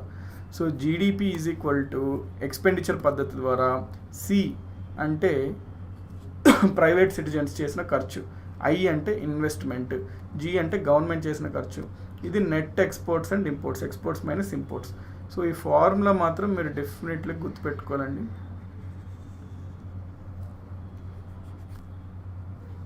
సో ఈ పాయింట్ ఓకేనండి. జీడిపి ఎక్స్పెండిచర్ ద్వారా C plus I plus G plus X minus M అనమాట. ఇది ఎక్స్పెండిచర్ మెథడ్ ద్వారా జీడిపిని కనుక్కోవడం. ఇక్కడ ఇవన్నీ ఓకే కదా, చేసిన ఖర్చు, గవర్నమెంట్ ఖర్చు, పెట్టుబడి, ఇండివిజువల్ చేసే ఖర్చు, ఎక్స్పోర్ట్స్ ఇంపోర్ట్స్ ఇవన్నీ తీసేసి, సో దీన్నే మనము జీడిపి త్రూ ఎక్స్పెండిచర్ మెథడ్ అంటాం. కాబట్టి ఇక్కడ మీకు క్వశ్చన్లో for example GDP expenditure method ద్వారా కింద ఇచ్చిన 4 ఫార్ములాస్లో ఏది సరైంది అన్నప్పుడు ఇక్కడ ఎట్లా ఇస్తాడంటే C minus I minus G plus X plus M ఏదో ఇట్లా ఇస్తుంటాడండి. డిఫరెంట్ ప్లస్లు మైనస్లు మారుస్తాడు. క్లియర్గా మీరు గుర్తుపెట్టుకోండి, అన్ని ఖర్చులు కలపాలి మనం. అన్ని ఖర్చులు కలపాలన్నప్పుడు ఏం చేయాలి, గవర్నమెంట్ ప్లస్ ప్లస్ ప్లస్. ఇక్కడైతే ఎక్స్పోర్ట్స్ ఇంపోర్ట్స్ రెండు అవుతున్నాయి, ఒక ద్వారా డబ్బులు వెళ్తున్నాయి, ఒక ద్వారా డబ్బులు వస్తున్నాయి, కాబట్టి దాన్ని కూడా మనము నెట్గా చేయాలి. అంటే మనకు ఎక్స్పోర్ట్స్ని ఇంపోర్ట్స్లో తీసేస్తే మనకి నెట్ వస్తుంది అనమాట, ఎక్స్పెండిచర్, నెట్ ఎక్స్పెండిచర్ ఎంత అని. సో నెక్స్ట్ కాన్సెప్ట్కి వెళ్దాము. అయితే ఇక్కడ ఇన్కమ్ మెథడ్లో మనం ఏం చేస్తాము, ఎక్స్పెండిచర్లో ప్రతి ఒక్కరు ఖర్చు, అలాగే ఇన్కమ్ మెథడ్లో ప్రతి ఒక్కరి యొక్క ఆదాయం. So income method of counting జీడిపిలో here we count every one's income. Next production మెథడ్లో చూసుకుంటే, ఉత్పత్తి మెథడ్లో చూసుకుంటే ఇక్కడ ప్రతి వస్తువు తయారైన దగ్గర ఒక టోటల్ మార్కెట్ వాల్యూ దగ్గర ఉన్న విలువను చూసుకుంటే, ప్రతి తయారైన వస్తు సేవ యొక్క మార్కెట్ ధర దగ్గర విలువను కనుక మనం లెక్కిస్తే అట్లా వచ్చేది ఉత్పత్తి పద్ధతి ద్వారా మనం లెక్కించినట్టు అవుతుంది అనమాట జీడిపిని. So these are the different ways in which we can calculate or we count the GDP values. Next ఇక్కడ ఈ పాయింట్ చూడండి. అయితే సార్ మీరు జీడిపిని క్యాలిక్యులేట్ చేస్తాం కదా, అందులో మనం ఏమనుకుంటున్నాము, చాలా వస్తు సేవలు ఉత్పత్తి అవుతున్నాయి కదా, వాటి యొక్క ఫైనల్ మార్కెట్ వాల్యూ ఉన్నవన్నీ తీసుకుంటాము. అయితే జీడిపి మనం లెక్కిస్తున్నప్పుడు కొన్నిటిని మనం పరిగణించము, వేటిని మనం పరిగణించము కూడా ఇంపార్టెంట్ అండి. ఎందుకంటే ఎగ్జామినేషన్స్లో అడుగుతున్నాడు, ఏమని అడుగుతున్నాడు, జీడిపిని లెక్కించినప్పుడు కింద ఇచ్చిన వాటిలో వేటిని మనము పరిగణంలోకి తీసుకోము అంటాడు question. Which of the following are not included in the calculation of GDP అంటాడు. సో ఈ స్లైడ్ కూడా మనకి ఇంపార్టెంట్ యాజ్ ఫార్ యాజ్ మనకి క్వశ్చన్స్ ఆర్ కన్సర్న్డ్. ఎందుకంటే జీడిపిలో మనం లెక్కిస్తున్నాం, ఆ లెక్కించడంలో ఏమేమి కలపము అంటున్నాడు. ఫస్ట్ మనం చూసుకున్నట్లయితే intermediate goods.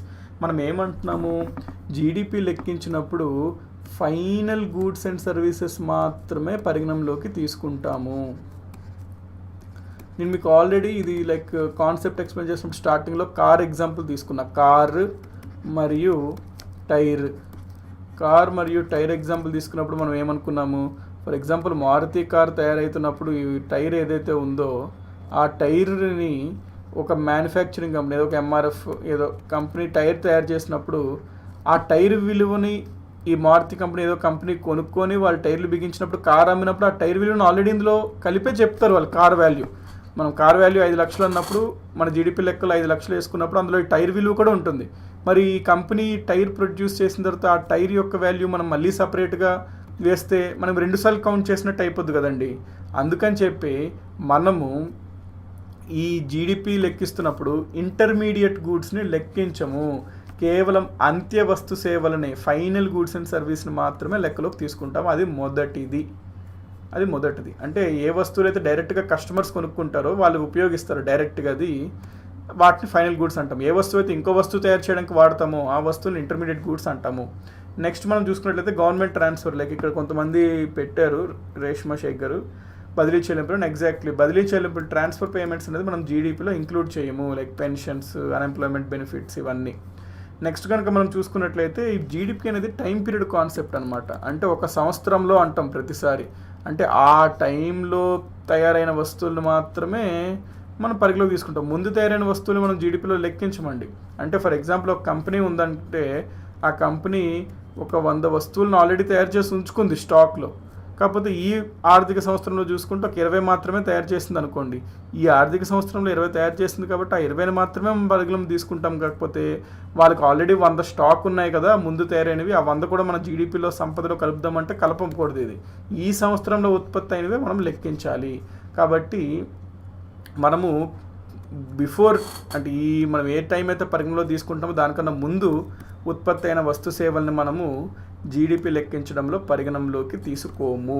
Next second hand goods transactions కూడా ఇది వెరీ ఇంపార్టెంట్, చాలా ఎగ్జామినేషన్ అడిగాడు. జీడిపి క్యాలిక్యులేషన్లో సెకండ్ హ్యాండ్ గూడ్స్ యొక్క ట్రాన్సాక్షన్స్ మనము కలుపుతామా లేమని, కలపమండి, అబ్సల్యూట్లీ కలపం. ఎందుకంటే ఫర్ ఎగ్జాంపుల్ ఇందాక మనం తీసుకున్న ఎగ్జాంపుల్లో కార్ ఒక అతను వ్యక్తి కొన్నాడు, ఆ సంవత్సరం అతను జీడిపి 5 లక్షలు వేసాం ఆ కార్కి. పోతున్న ఒక 6 సంవత్సరాలు ఎంతో వాడాడు, కార్ని ఎవరికో ఒక వ్యక్తికి ₹1,00,000 ఎంతకో అమ్మేశాడు అనుకోండి. అయితే ఆ సంవత్సరంలో మరి ఇతను 1,00,000కి అమ్మాడు కదా, ఒక వ్యక్తి 1,00,000కి కొన్నాడు కదా, మరి అక్కడ ఒక వ్యక్తి కొనడం జరిగింది, మరి జీడిపిలో అక్కడ 1,00,000ను కలపాలి అంటే ఈ కార్ యొక్క ఫైనల్ వాల్యూ ఎంత, 5 లక్షలు ఆల్రెడీ ఒక సంవత్సరంలో కలిపావు, మళ్ళీ ఇక్కడ నువ్వు 1,00,000 కలుపుకొని వెళ్తున్నావు అంటే అది కరెక్ట్ కాదు. అందుకనే సెకండ్ హ్యాండ్ గూడ్స్ వస్తువులు అనేవి మనము ఆ ట్రాన్సాక్షన్స్ ఏవైతే ఉంటామో అవి జీడిపి లెక్కలోకి పరిగణించము. అయితే ఇక్కడ మీరు గుర్తుపెట్టుకోవాల్సిన విషయం ఏంటంటే, ఒక ఏజెంట్ ఉన్నాడు అనుకోండి, సెకండ్ హ్యాండ్ డీలర్, అతను ఈ సెకండ్ హ్యాండ్ కార్ని ఇంకొక వ్యక్తి బయర్ని ఇద్దరిని చూపించి ఇతను అమ్మడం జరిగింది. ఈ కార్ ఇతనికి అమ్మారు. ఈ అమ్మడం ద్వారా ఇతనికి కమిషన్ ఒక 10% ఎంతో వచ్చిందనుకోండి, ఒక 1000 రూపాయలు వచ్చిందనుకోండి కమిషన్. అంటే ఇతను ఇక్కడ ఒక సేవ్ చేశాడు కదా, ఇతను ఒక సర్వీస్, ఇతను యొక్క సేవ అనేది ఉత్పత్తి అయ్యింది ఇక్కడ. కాబట్టి ఇక్కడ మనం ఈ 1000 రూపీస్ కనుక మనం చూసినట్లయితే ఇతని యొక్క కమిషన్, ఏజెంట్ యొక్క కమిషన్ సెకండ్ హ్యాండ్ వస్తువులు చేయడం కోసం ఇతను ఒక సేవ అనేది అందించాడు. కాబట్టి అతనికి వచ్చిన సంపదను మనం జీడిపిలో కలుపుతాము, అంతేగాని ఆ వస్తువుని మనము జీడిపిలోకి కలపము. ఈ పాయింట్ క్లియర్ కదండి. అయితే ఇక్కడ గుర్తుపెట్టుకోండి, సెకండ్ హ్యాండ్ గూడ్స్ ట్రాన్సాక్షన్స్ కలపము. కాకపోతే సెకండ్ హ్యాండ్ గూడ్స్ ట్రాన్సాక్షన్స్లో ఏజెంట్స్ ఎవరన్నా ఇన్వాల్వ్ అయ్యి ఉంటే ఆ ఏజెంట్స్కి వచ్చే కమిషన్ మాత్రం జీడిపిలో ఇన్వాల్వ్ చేస్తాము. నెక్స్ట్ ఆబ్వియస్లీ మనం జీడిపిలో ఏ వస్తువులనైతే లీగల్గా అమ్ముతున్నారో, ఏ వస్తువులకైతే లైక్ అఫీషియల్గా ఫార్మల్గా చెల్లింపులు అవి ఉంటున్నాయో, అంటే లైక్ నార్మల్ లీగల్గా జరుగుతున్నాయో ట్రాన్సాక్షన్స్ కొనడం అమ్మడం, వాటిని మాత్రమే మనం లెక్కించగలుగుతాం. ఎందుకంటే మనకు అవే తెలుసు కాబట్టి. కాకపోతే మనకు తెలియకుండా బ్లాక్ మార్కెటింగ్ ఎన్నో జరగచ్చు, మరి అవన్నీ మనకు తెలియకుండా అవుతుంటాయి అన్నమాట, సీక్రెటివ్గా అవుతుంటాయి అన్నమాట. అందుకని వాటికి అఫీషియల్గా ఏమీ ప్రింట్ కానీ అవి ఏమి ఉండవు ఈ ట్రాన్సాక్షన్ జరిగినట్టు. సో వాటిని మనము బ్లాక్ మార్కెట్ ట్రాన్సాక్షన్స్ అంటాము, లేకపోతే ఇల్లీగల్ గుడ్స్ అంటాము, వాటిని స్మగ్లింగ్ అంటాము. వాటిని మనము జీడిపిలో కలపము. జీడిపిలో ఓన్లీ లీగల్ ట్రాన్సాక్షన్స్ని మాత్రమే కలుపుతాము. సో వీటిని మనము కలపము. నెక్స్ట్ ఫైనల్ ఎక్స్చేంజెస్ అంటే ఇవంటే ఏం లేదు, సింపుల్ చెప్తా చూడండి. మనకి షేర్ మార్కెట్ ఉంటుంది. షేర్ మార్కెట్లో ఒక కంపెనీ యొక్క షేర్లు మనము కొంటాము షేర్ మార్కెట్లో. ఇప్పుడు ఫర్ ఎగ్జాంపుల్ ఒక వ్యక్తి ఏ అనే వ్యక్తి ఒక కంపెనీ యొక్క షేర్ మార్కెట్స్ కొన్నాడు. ఇతను ఏం చేశాడు, 3 రోజులు ఉంచుకొని బి అనే వ్యక్తికి ఆ షేర్లను అమ్మాడు అనుకోండి. ఇప్పుడు ఇతను కొన్న షేర్లను ఇతనికి అమ్మాడు. ఇప్పుడు ఏమైంది, ఇతని దగ్గర ఉన్న షేర్ వాల్యూ అంతే వాల్యూ ఇతనికి వచ్చింది అంతే. కాబట్టి ఇక్కడ ఇతను బి కొత్తగా ఉత్పత్తి చేసింది ఏం లేదు, జస్ట్ ఏంటంటే ఒక చేతి నుంచి ఇంకో చేతికి మారింది అంతే. కాబట్టి ఈ షేర్ మార్కెట్లో జరుగుతున్న ట్రాన్సాక్షన్స్ని కూడా మనము జీడిపిలో కలపము అని గుర్తుపెట్టుకోండి. అయితే ఇక్కడ కూడా సేమ్ ఒక లాజిక్ ఏంటి, ఈ మధ్యలో ఒక ఏజెంట్స్ ఉన్నారనుకోండి, financial agents, for example Zerodha, Sharekhan, Upstox, వీళ్ళందరిని ఏమంటారు, ఫైనాన్షియల్ ఇంటర్మీడియరీస్ అంటారు, అంటే షేర్ ఏజెంట్స్ అంటాం. ఈ షేర్ మార్కెట్ ఏజెంట్స్ వీళ్ళు ఏం చేస్తారు, ఏ అనే వ్యక్తి నుంచి ఆ షేర్ అమ్మి బి అనే వ్యక్తికి ట్రాన్స్ఫర్ చేయడానికి వీళ్ళు సహకరిస్తుంటారు. ఈ మధ్యలో ఏజెంట్స్ వీళ్ళు దీనికి గాను కొంత కమిషన్ తీసుకుంటారు. ఆ కమిషన్ మాత్రము వీళ్ళు చేసిన సేవ అనమాట ఆ సంవత్సరంలో. ఆ సేవకు గాను వీళ్ళకి వచ్చింది ఆ కమిషన్. అందుకు వీళ్ళ యొక్క కమిషన్స్ని వీళ్ళ యొక్క కమిషన్ని మనము ఆ సంవత్సరం యొక్క జీడిపిలో మనము కలుపుకుంటాము. ఏంటి లెక్క, జీడిపి లెక్కిస్తున్నప్పుడు వీళ్ళ కమిషన్ మనం లెక్కిస్తాం అంతే తప్ప ఈ ట్రాన్సాక్షన్స్ విలువలు ఏవైతే ఉంటాయో అవి మనం జీడిపిలో పరిగణించము. నెక్స్ట్ ఇది చూడండి, లైక్ మన హౌస్ హోల్డ్ కన్సంప్షన్ ఉంటుంది, లేకపోతే ఓన్ కన్సంప్షన్ కోసం మనం సర్వీస్ చేస్తాం. ఫర్ ఎగ్జాంపుల్ మనము లైక్ మీల్స్ తయారు చేసుకున్నాం అనుకోండి, ఇంట్లో రైస్ అవన్నీ పెట్టి పప్పు చేసుకున్నాము, లైక్ కర్రీస్ అవన్నీ చేసుకున్నాం. అది దేనికోసము, మన ఓన్ కన్సంప్షన్ కోసం, అంటే మన కోసం చేసుకున్నాం. దానికి ఏం మార్కెట్ వాల్యూ ఉండదు కదా. అంటే ఒక వ్యక్తి భోజనాన్ని బయట రెస్టారెంట్లో కస్టమర్ల కోసం అమ్మడానికి తయారు చేస్తే అది సర్వీస్ అవుతుంది, రెస్టారెంట్ టైపు, అది జీడిపిలో కలుపుతుంది. లేదు కేవలం మనం తినడం కోసం మనం చేసుకున్నది అయితే అది మార్కెట్కి సంబంధం లేదు కదా, దాన్ని మనం జీడిపికి కలపము. అందుకనే ఏమంటారంటే మన ఇండియాలో ఉన్న ఉమెన్ హౌస్ వైఫ్ కానివ్వండి, ఎవరన్నా అవనివ్వండి, వాళ్ళు చాలా పని చేస్తారు. ఫర్ ఎగ్జాంపుల్ బేబీ కేర్ తీసుకోవడం కానీ, వాషింగ్ క్లోత్స్ అవనివ్వండి, లైక్ యుటెన్సిల్స్ ఎట్లా అవనివ్వండి, లేకపోతే వాళ్ళ కుకింగ్ ఎంత, అంటే లైక్ వాల్యూ పరంగా మనం మాట్లాడుకుంటే వీటికి కూడా వాల్యూ చేస్తే చాలా హై వాల్యూ ఉన్న సర్వీసెస్ ఎవ్రీ ఉమెన్ చేస్తుంటారు. కాకపోతే అవన్నీ ఏంటంటే డొమెస్టిక్ సర్వీస్ అంటాం, వాటి ఏం మార్కెట్ విలువ ఉండదన్నమాట వాటికి. అందుకని చెప్పి జీడిపిలో వీళ్ళు ఇంత సేవ చేస్తున్న జీడిపిలో వీళ్ళ షేర్ అనేది, అంటే వీళ్ళు ఏదైతే చేస్తున్నారో హౌస్ హోల్డ్ వర్క్, అవి మనం జీడిపి లెక్కల్లో పరిగణించము.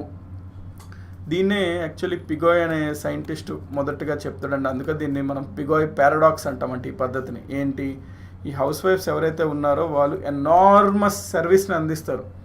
హౌస్ వైఫ్స్ అని కాదు, ఎవరైనా ఒక ఉమెన్, అంటే ఒక వైఫ్, ఫ్యామిలీలో ఒక వైఫ్ రోల్ చాలా ఎక్కువ, లైక్ నార్మల్ సర్వీస్ తను అందజేస్తుంది. కాకపోతే జీడిపి లెక్కలో అసలు పరిగణించము అది. కాబట్టి it's like peculiar problem for women. ఒకవేళ అది పరిగణిస్తే వీళ్ళకి చాలా ఎక్కువ వాల్యూ ఉండేది సొసైటీలో అంటాడు పిగో అనే సైంటిస్ట్. సో ఈ మొట్టమొదటిగా ఈ ప్రాబ్లం అనేది ఉంది అని పిగో గుర్తించాడు కాబట్టి దీన్ని మనం పిగో పారాడాక్స్ అని కూడా అంటాం అనమాట. ఏంటి, జీడిపి లెక్కల్లో హౌస్ వైఫ్ లేకపోతే హౌస్ హోల్డ్లో చేసిన పనిని మనం లెక్కించము, దానివల్ల వాళ్ళకి రావాల్సిన గుర్తింపు అనేది రాలేదు అని తెలిపిన వ్యక్తే పిగాయ్. కాబట్టి ఇవన్నీ మనము జీడిపి లెక్కల్లో కలపమండి. సో ఏంటి అంటే ఇక్కడ మీకు క్లారిటీ వచ్చింది కదా. నెక్స్ట్ ఇవన్నీ మనం జీడిపిలో కలపం. అంటే పర్సనల్ ఇన్కమ్ అనొచ్చేస్తారు అంటున్నారు రేష్మ గారు. లైక్ పర్సనల్ ఇన్కమ్ అంటే బేసికలీ ఏంటంటే అండి, ఇప్పుడు ఫర్ ఎగ్జాంపుల్ ఒక వ్యక్తి ఉన్నాడు, అతను ఏదైనా జాబ్ చేస్తున్నాడు లేకపోతే అతను ఏదైనా ఒక పని చేస్తున్నాడు, అతనికి వచ్చిన గ్రాస్ అంటే టోటల్ ట్యాక్స్లు అవన్నీ పోకుండా అతనికి వచ్చిన మొత్తం జీతం అనుకోండి, లైక్ దాన్ని మనము పర్సనల్ ఇన్కమ్ అంటాం. సో పర్సనల్ ఇన్కమ్ అంటే లైక్ అతను చేసాడు ఏదో పని, దానివల్ల అతనికి కొంత ఆదాయం వచ్చింది, అది పర్సనల్ ఇన్కమ్. ఆ వచ్చిన దాంట్లో ట్యాక్స్లు అవన్నీ తీసుకుని అతని చేతికి కొంత మిగులుతుంది, నెట్ అంటాం. దాన్ని మనం disposable personal income. So personal income అనేది రిగార్డింగ్ అంటే ఆర్థికంగా కార్యకలాపం చేయడం వల్ల అతనికి వచ్చిన ఆదాయంకి సంబంధించిందండి personal income. Next GDP growth rate annual quarterly. ఇది మనం ఈరోజు క్లాస్లో లైక్ లాస్ట్ కాన్సెప్ట్ చూద్దామండి, దెన్ బ్రేక్ తీసుకోవచ్చు. సో జీడిపిని మనము గ్రోత్ రేట్తో చెప్తాము. అసలు గ్రోత్ రేట్ అంటే ఏంటి? వృద్ధి rate. Why should we calculate growth? మనకి ఎందుకు అసలు గ్రోత్ని క్యాలిక్యులేట్ చేయాలి అంటే we have to know where we are standing now and we want to know where we want to stand tomorrow, and tomorrow రేపు వీ వాంట్ టు అసెస్ అనమాట how well we fared in the last day.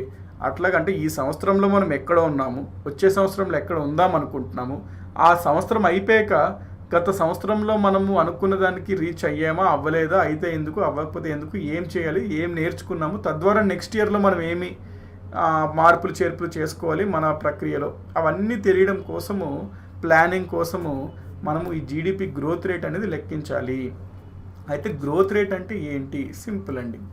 For example మనము ఇప్పుడు ఉంటున్న సంవత్సరం కాకుండా ముందు సంవత్సరం చూసుకుంటే, ప్రీవియస్ ఇయర్ గత సంవత్సరంలో చూసుకుంటే మన దేశంలో అయిన ఉత్పత్తి అంతా విలువ 100 అనుకోండి, మొత్తం వస్తు సేవల యొక్క విలువ. ఈ సంవత్సరం చూసుకుంటే, ప్రెజెంట్ ఇయర్ చూసుకుంటే 105 అనుకోండి, మొత్తం వస్తు సేవల యొక్క అంత విలువ జీడిపి. సో ఇక్కడ ఎంత పెరిగినట్టు? జీడిపి 5% పెరిగినట్టు. అంటే గత సంవత్సరంతో పోలిస్తే 5% పెరిగాం ఈ సంవత్సరం అని. దాన్నే మనము గ్రోత్ రేట్ అంటాం, జీడిపి వృద్ధి రేటు అంటాం. అయితే జీడిపిని మనము గ్రోత్ రేట్ 2 రకాలుగా క్యాలిక్యులేట్ చేస్తాం. ఒకటి యాన్యువల్, అంటే సంవత్సరం పరంగా. అంటే ఫర్ ఎగ్జాంపుల్ ఈ సంవత్సరం ఏముందండి, ఇప్పుడు మనము 2020 మార్చ్ టు 2021, అంటే 2020 ఏప్రిల్ 1 నుంచి 2021 మార్చ్ 31, ఇది ఒక ఫైనాన్షియల్ ఇయర్. సో ఈ ఫైనాన్షియల్ ఇయర్లో కనుక మనం చూసుకున్నట్లయితే ఇదే ముందు సంవత్సరం చూసుకుంటే, అంటే ఫర్ ఎగ్జాంపుల్ 2019-20 ఏప్రిల్ 1 నుంచి 2020 మార్చ్ 31 వరకు, ఈ సంవత్సరంలో చూసుకుంటే ఇక్కడ 100 అయింది ఉత్పత్తి, ఇక్కడ 105 అయింది. సో ఇక్కడ మనం దేన్ని కంపేర్ చేస్తున్నాము? ఈ ఆర్థిక సంవత్సరాన్ని ప్రీవియస్ ఆర్థిక సంవత్సరంతో పోల్చి ఈ